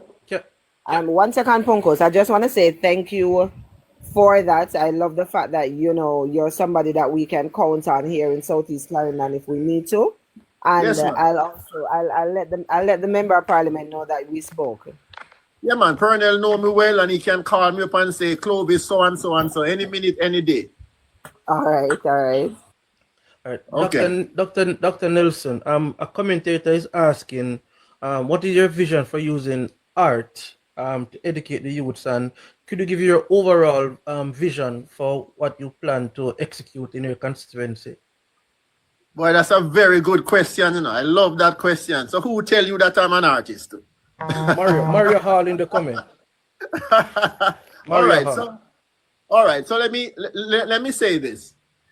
The visual arts, especially, because that's where I am. I was a professor at the Edna Manley College many years ago in the fine arts department, sculpture department, and three-dimensional designs and the whole works. And I have done a lot of research on education and the broader scope of education that will move away from the one-size-fits-all concept.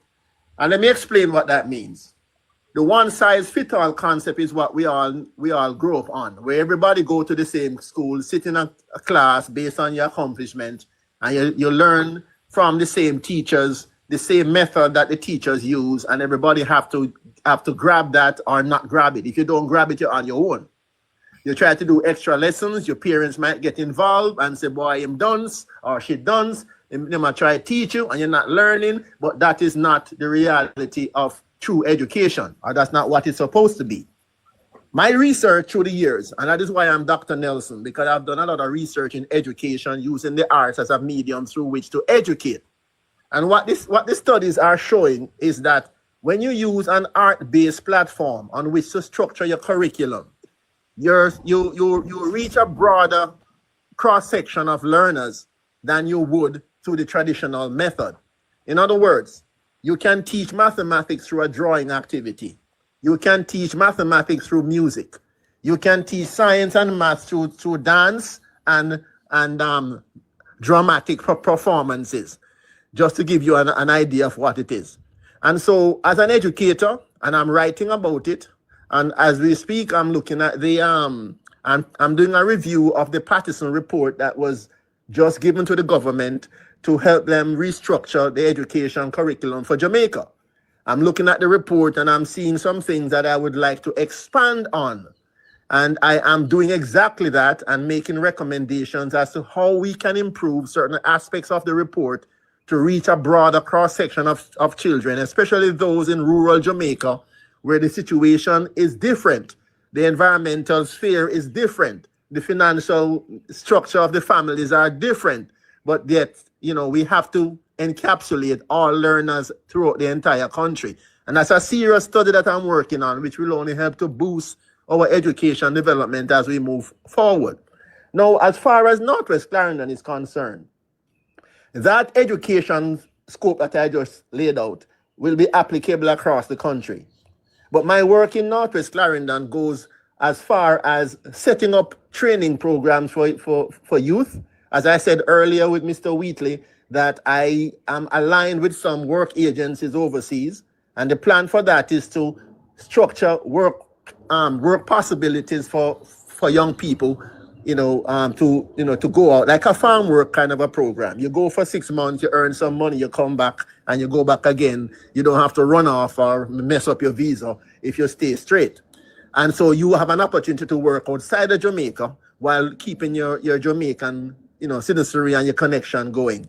This opportunity will also open up, portals for you to study if you so choose. And so I'm working on that as we speak.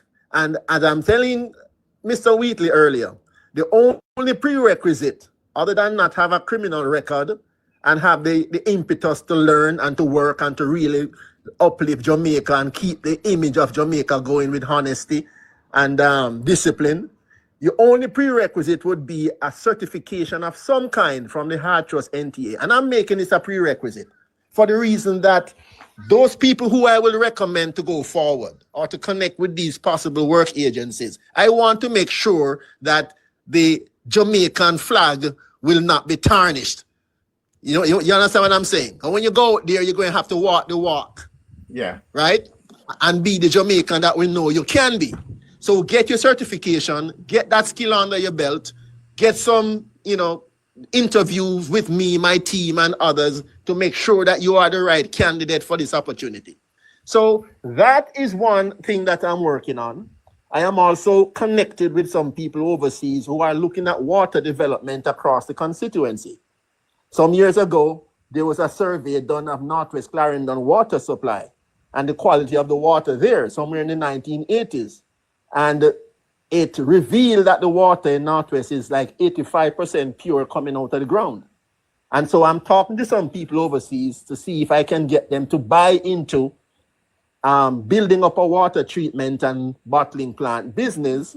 Of course, a public-private partnership kind of a structure, whereby they get their business done, they get what they want, but we get benefits in terms of water distribution across the constituency as much as possible. And a percentage of the profit would stay right there in Northwest for development, for education, community development, and all of that. And these are just ideas that I'm pushing out there across the international sphere to attract investors. Because when all is said and done, unless we have something to attract investment into these constituencies, we're still going to be pretty much in a rob Peter to pay Paul and rob Paul to pay back Peter kind of a thing. We have to find creative ways to get the commerce going and investment attraction for the constituency. The next thing again that we need to look at is the whole issue of I lost my train of thought there. Yes, farm program. Northwest Clarendon is a farming community, our constituency. And just a few weeks ago, I was at the Pegasus at a conference, and I was able to liaison with a person from United Kingdom who was looking for investment in Jamaica for agricultural produce. How lucky can I get? And I made connection with this individual, and we are now in dialogue. What is the plan here? To establish, of course, working with the stipulation of the government, and of course, the government has to, have to permit all of these things that I'm sharing with you. These are ideas that I'm sharing. But the plan is to get Northwest Clarendon's small farmers, 5 acres and less, to get their produce, guaranteed sales for their produce, which will be exported. Guaranteed. Because a lot of guys complaining, we can't do farming because it don't make no sense. You think them staying in the bush and rotten. Me have how much acres of pepper and me can't sell it. The eagles can't buy all that, so no fight rotten. So farming don't make no sense. We want to change that kind of thinking. We want to get young people to see farming again as an attractive venture and a money-making opportunity for them that they can make their livelihood around farming. So I think I've said enough. No, Dr. Clovis. I'm glad. All right, talk functions. I'm glad you said that, because I have a deep affinity and love for farming, but what I'm not hearing is about the agro-processing of the agricultural aspect.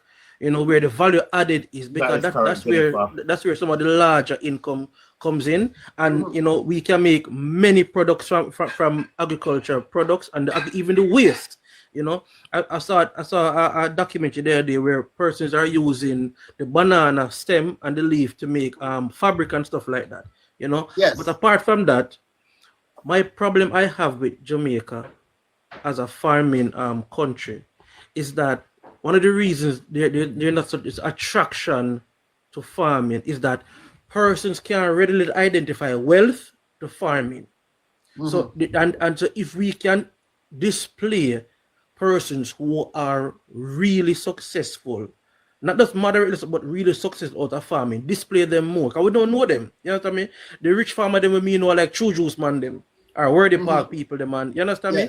I wouldn't know them. But you can identify a name to music in success. You can identify a name to politicians. You can identify so much other areas right? But and even like we don't know no rich welder, we don't know no rich mason per se. Yes.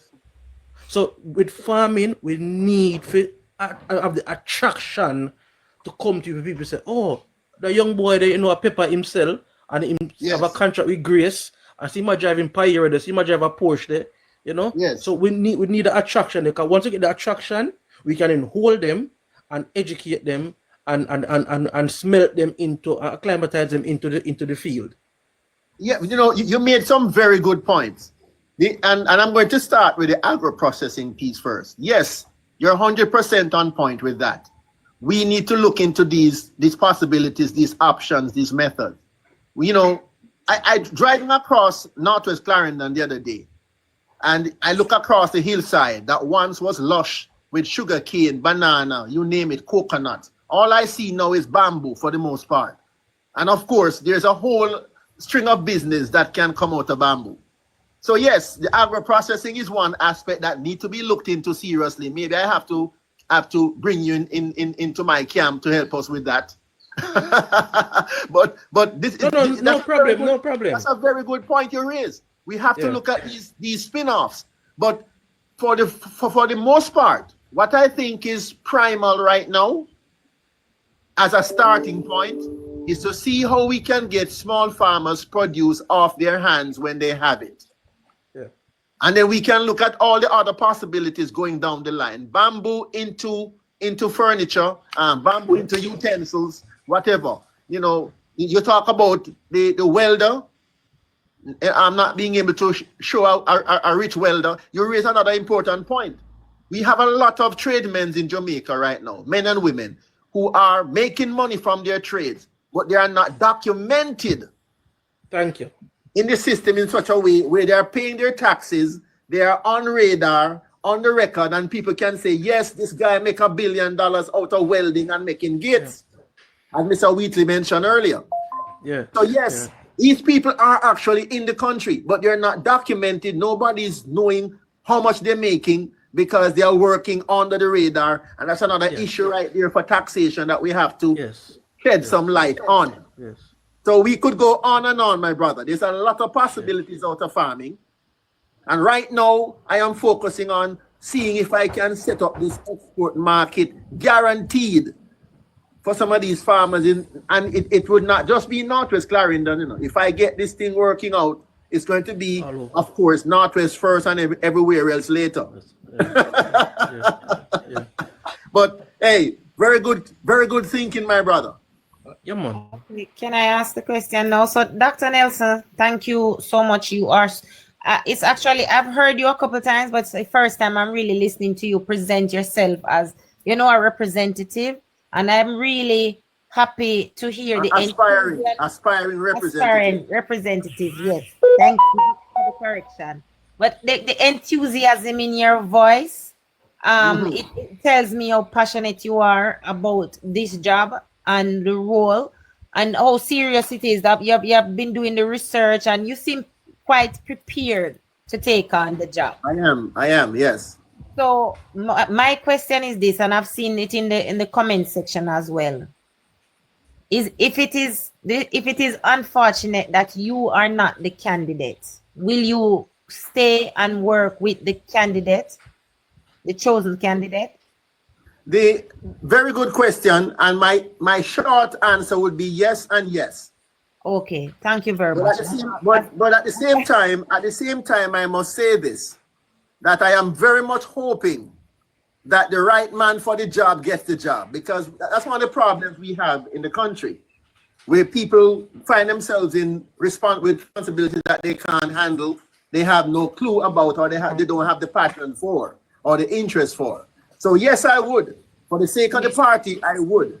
You know, it is important because we are out here and we are all waiting. Even for example, you came to East Portland and you worked and you helped me to have a good MP. So I am here as well, and it is also my duty. I try to help other laborites to motivate them, those who are in constituencies like the one you are aspiring to be the candidate for, and I am ready to work with whomever the party choose are the delegates from that constituency. So I am happy that I get the chance now to connect with you here. And if you are the candidate, you have also my full support. So I just want to know that afterwards, because I know this internal politics, it can be a little bit, depressing and difficult, and persons feel let down. So I just And want unfair. And unfair. Sometimes it can is very also be unfair, yes. it can also be very unfair and nasty and bad. So I'm just trying to make sure that whichever way, I hope you guys down there keep it civil, and I hope when the candidate is named, that we can still be one united Jamaica Labour Party family. At the end of the day, that is what is most important, my dear. And that is why I went to East Portland and worked. And in fact, it was just not too long ago I communicated to Action Ann and told her about this. She was not aware of it, and she didn't have to be. What was necessary at the time was to make sure that the Labour Party took that seat. Yes. And we did, right? So yes. Yes, we did. We did, and I mean, One second, Kizzy. Chopper want to come up. Give him a box. Give Chopper my box. Okay, Petal. Oh, somebody else free. Oh, somebody. See, Chops get it already. Then. Okay, all right. Let me see. Okay, so that was the question. Thank you very much, and I'll pass on to someone. You're welcome. Yes. Morning, gentle folks. Morning. Hey, Chops, how you doing? Very well, Dr. Nelson. I greet you well, my brother. Good afternoon, the heavyweight champion of St. James. Chopper, we have content over here. I don't know about the heavyweight championship thing. Church. We are actually having church special. It is Jamaica Labour Party Sunday church. Oh, no conference. No, it's church. Church. Dr. Whitley just done preach, and Dr. Nelson just done preach too. So Chopper John is here to preach. Good morning, everybody. I joined because I think someone sent me the link, and I saw that Dr. Nelson is the esteemed guest on the panel here, and I want to say to him, big up, and also thank you for your work and your service, because for those of you who don't know, when this country came under attack by a few who choose to trample on our democracy and to wash Jamaica or publicize Jamaica in a negative light throughout the diaspora, it was Dr. Nelson and others, some of which are still on the panel here, who mobilize, organize, and put those persons to rest. So I want to say for that, Dr. Nelson, a big you up, because we needed that level of support to counter those anti-Jamaica sentiments that would have been out there in the public space, that was being carried on by those who say they are Jamaicans living in the diaspora. But Yes. if you are a Jamaican living in the diaspora and love Jamaica, you wouldn't have done what those persons have done. I'm talking about the Herb Nelsons and the Dr. I'm trying to call them names because they have put themselves out in harm's way. But those persons, I deem them anti-Jamaica. One Jamaica Carlos and Wayne Lonesome and all those persons who chose to take Jamaica flag to New York, to Washington, in Florida, and to trample on it. That's what they did. Yes. Dr. Nelson was one of... I was the instigator of all of that movement. Well, thank you, sir. One of a few persons who really stood up to them. And though they were not paid and sponsored by any political movement, these gentlemen went out there and defended Jamaica without any support or instigation from the Jamaica Labour Party. They were self-motivated. Yes. And they went out there. And if I may say so, that Mr. Vegas too, and other bloggers, Bridget and Nazca and quite a few others, You guys went out there and did us proud at a time when we needed that level of support, and you stepped up and you handled it like a real G. So big up yourself, Dr. Nelson. I Appreciate it, know, Chuck. yeah, man. I know, gather that you are in a different space, one in which you are seeking to represent the people of, is it Northwestern Clarendon. Northwestern Clarendon. My I home. see that you are very much connected to by way of your father, by way of the work that you have been doing.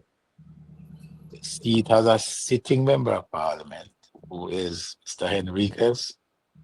And if my memory serves me right, there is at least two other individuals who have expressed an interest in representing or replacing the gentleman, though I am not certain because I have not seen any official documentation to say that he is not re-entering the politics.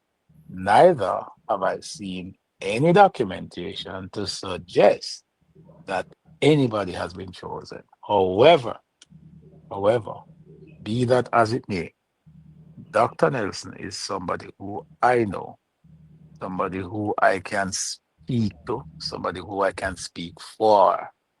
His reputation, credibility, and the sort of contribution, not just via the politics, but on a national level. Nobody can question that. Yeah.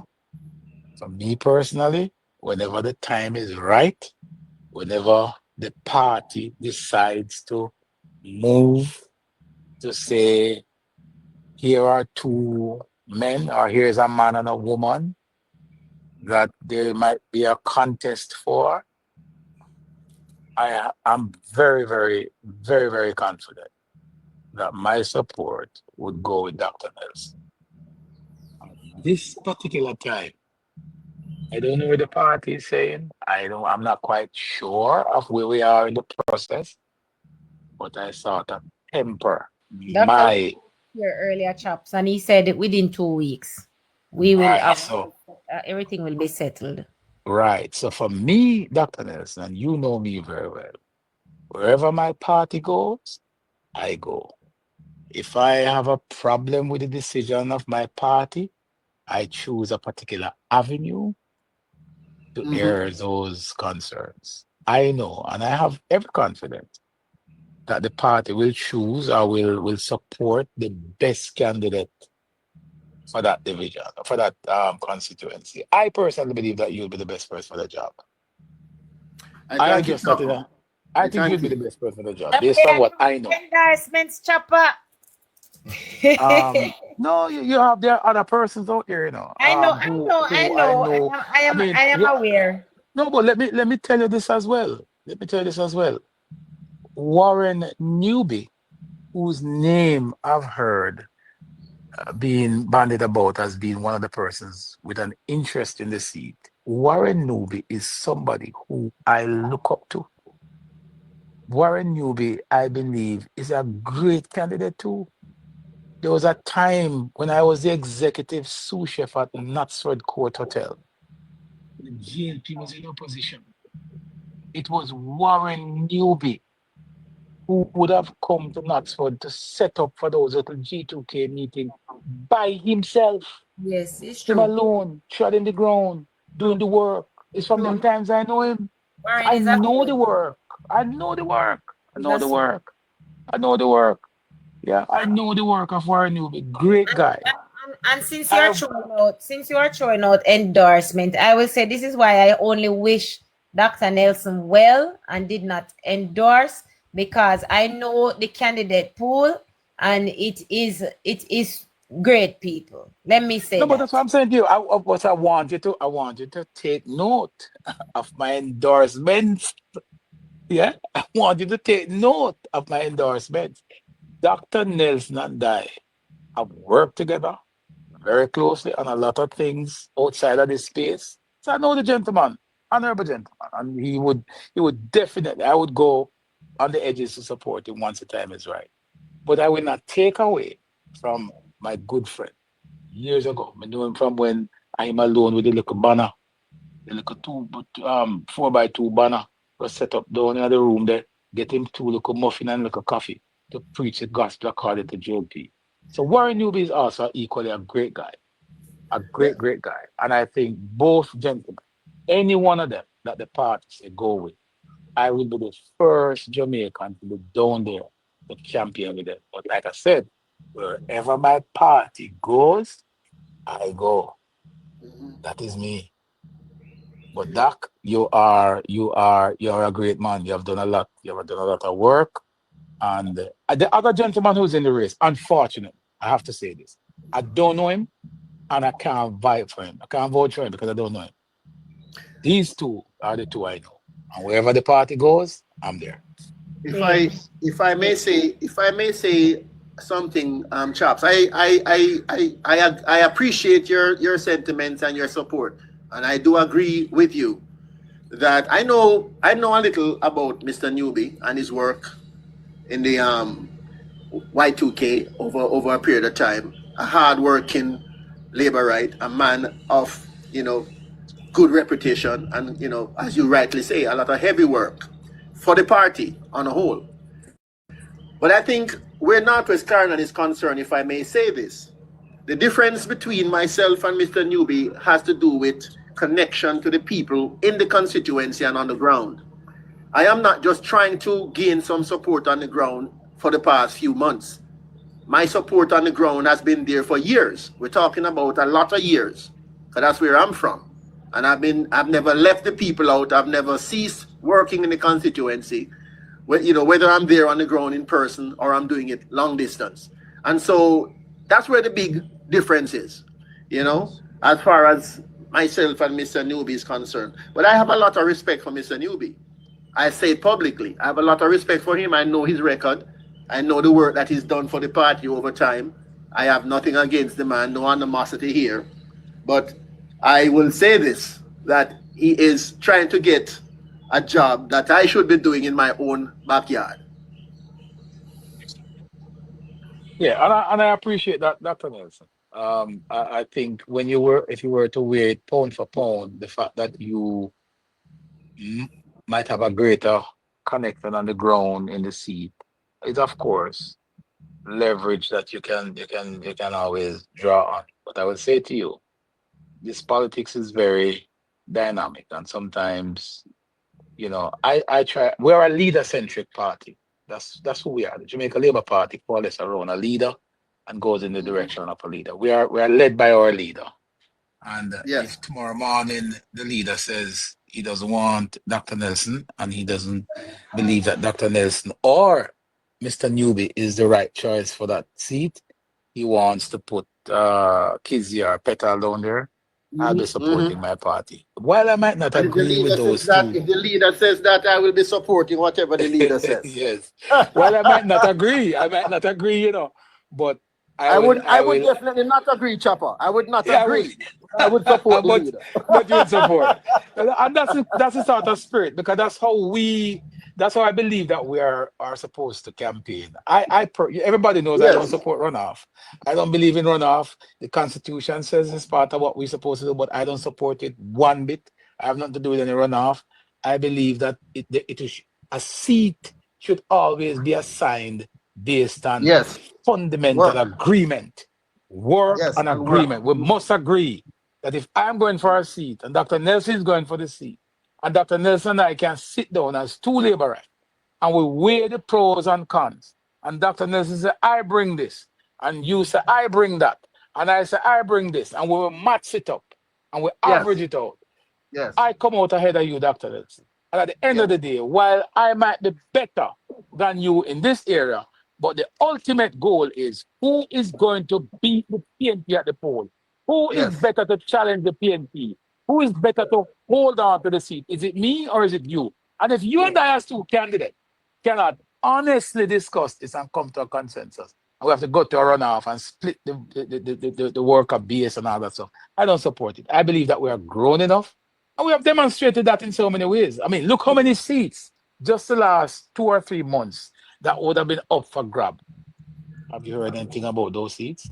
They're all settled. Because that's who we are as labor right. That's who we are. We always can have dialogue and we always can come to conclusion based on what is best for Jamaica. Not what is best for the individual. We're not an individualistic driven party. We look out for Jamaica. Yes. That is why Dr. Nelson keeps saying to people, it is no mistake why one of the two political parties in Jamaica is called Jamaica Labour Party, and the other one is called People's National Party. And I always break it down. What is best? If I have $20 and I were to give that $20 to 10 persons on this live today, yeah, we split it up and we give it to everybody.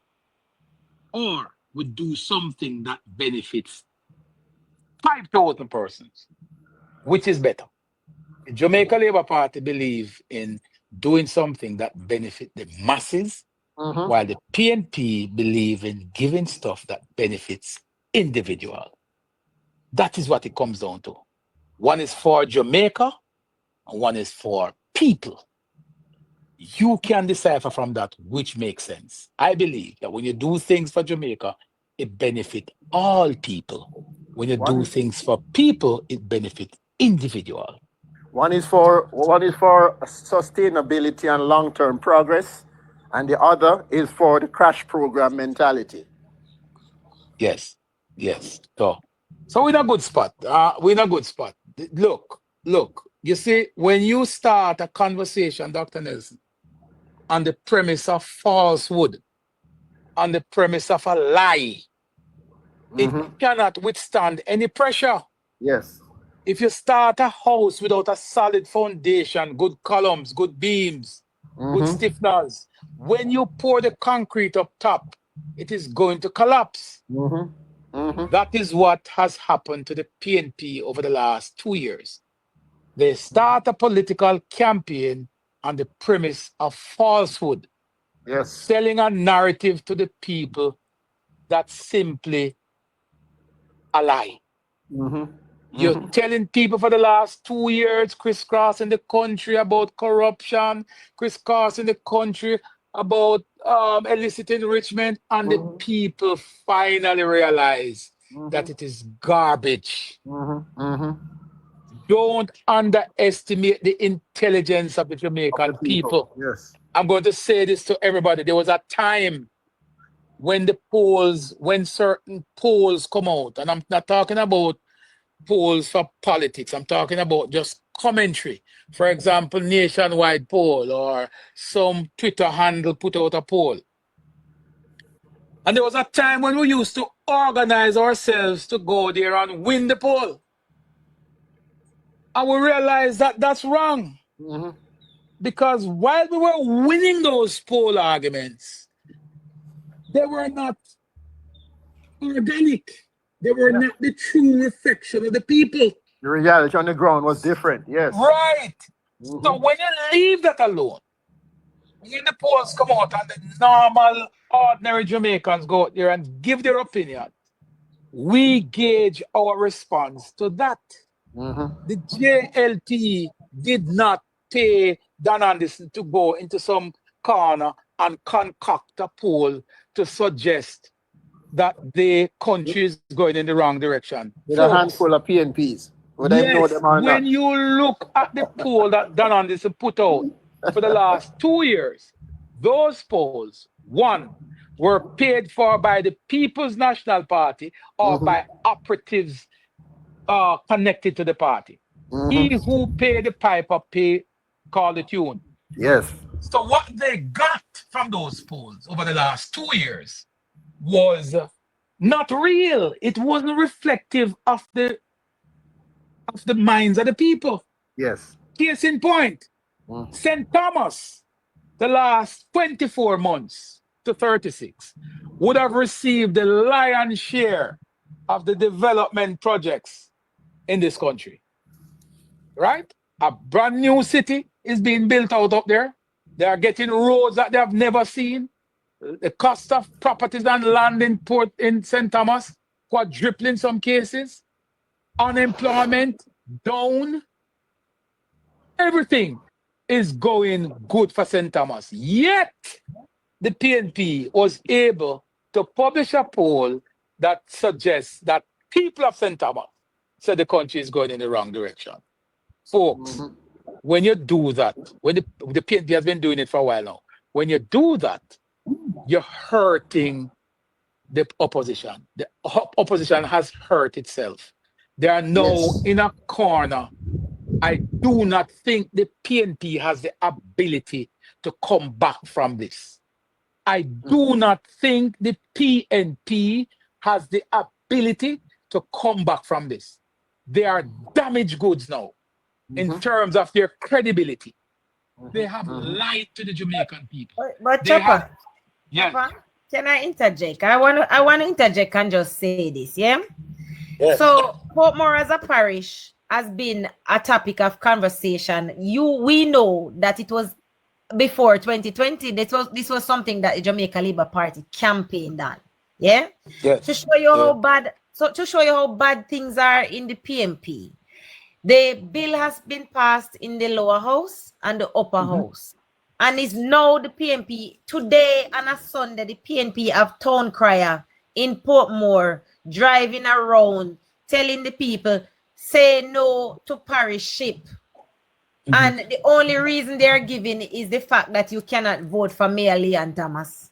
No, that tell you the state of the PNP, because the JLP has moved on from this argument and they are just campaigning against it. It not look like you know what the fundamental problem is here, Dr. Nelson, everybody else on this panel, those who are listening? The fundamental problem is there's a huge deficit in this country between the two parties as to who has done more things, tangible things for this country. In 1962, when Jamaica removed themselves from the Federation and declared themselves to be a sovereign democratic country, it was the Jamaica Labour Party that did that. It was the Jamaica Labour Party who moved Jamaica from pound, shilling, and pence to dollars and cents. These are fundamental things in a country. It was the Jamaica Labour Party who did it. When kids used to go to school under Guango Tree, it was the JLP that embarked on a campaign to build 128 primary school, 58 secondary school. It is the JLP who did it. History will have the JLP. History will document the JLP again. 1876 was when the last parish declaration was done in Jamaica. Again, it is the JLP who has taken on the responsibility of declaring another parish in Jamaica. The cities that have been constructed in Jamaica in modern times, the town centers, the building out, the expansion of town centers has all been undertaken by who? The JLP. So there's an envy. There's no problem with Portmore becoming of the 15 parish. The PNP don't have a problem with that. What the PNP really have a problem with is the fact that the JLP is the one who is getting the credit for doing it. But that's not the only credit we need. We must get credit for really moving Jamaica forward at all times. In every sense. In every If sense. the JLP wanted to play dirty, cheap politics, we have the goods to do it. We have the economy today to run with it, and we choose not to. The PNP ran with it when the country was broke. The PNP If also anybody have a could big run problem. with it, it is the JLP. So let me tell you something. When you hear them run up and down and talk about Portmore, Portmore started under Eddie Seaga. Eddie Seaga had a plan for Portmore. Eddie Seaga had a plan for downtown Kingston. It is when Jamaica made that fundamental mistake in 1989 that the PNP shelved those plans and stagnate those two sections of Jamaica, Portmore and Western Kingston, the hub of commerce in this country. Look, we made two mistakes already. We made a mistake in 1972 when we had the greatest development in this country. The greatest development. Bauxite was king. Banana was king. Coffee was king. The country has surplus. The country had 18.01% economic growth. And we made a mistake and bought into a leader that came here with man, music, and message. That was Joshua. Man, music, and message. Yes, man. We made that mistake in 72. We made it under duress in 1976.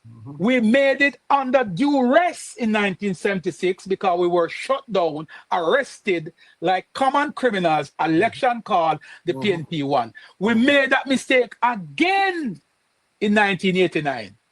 This is the third time that Jamaica has gotten a lifeline to move the country forward. Third time. We made a mistake 89, we made a mistake 72, and so help me God. We're not going to make that mistake again. We're not going to make that mistake again. The people are saying that you can see it happening.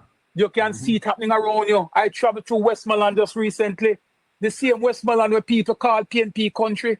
How on God's green earth? No, nothing can go so. PNP development, where PNP had all the ministers down there, they had done nothing for Westmoreland. Westmoreland finally is getting the recognition that St. Thomas, the forgotten parish, is getting. So there's no way that Westmoreland is going to go back to the PNP. Sorry for make a Labour Party. And the Prime Minister, Chopper. They had a Prime Minister too. They had a Prime Minister too. Yes. Right? Let me tell you something. When I just look, when I call me a church, so not allow me to preach. Listen. The PNP, again, the people of Jamaica, and not just the regular Joe, but even civil society, even some of the movers and shakers in Jamaica, have now gotten tired of a PNP who comes out with nothing tangible to say to the Jamaican people. Yeah. You have intellectuals now questioning the PNP as to what is their plan. You have people from the churches questioning the PNP. You have the average voter questioning the PNP. You have PNP questioning PNP as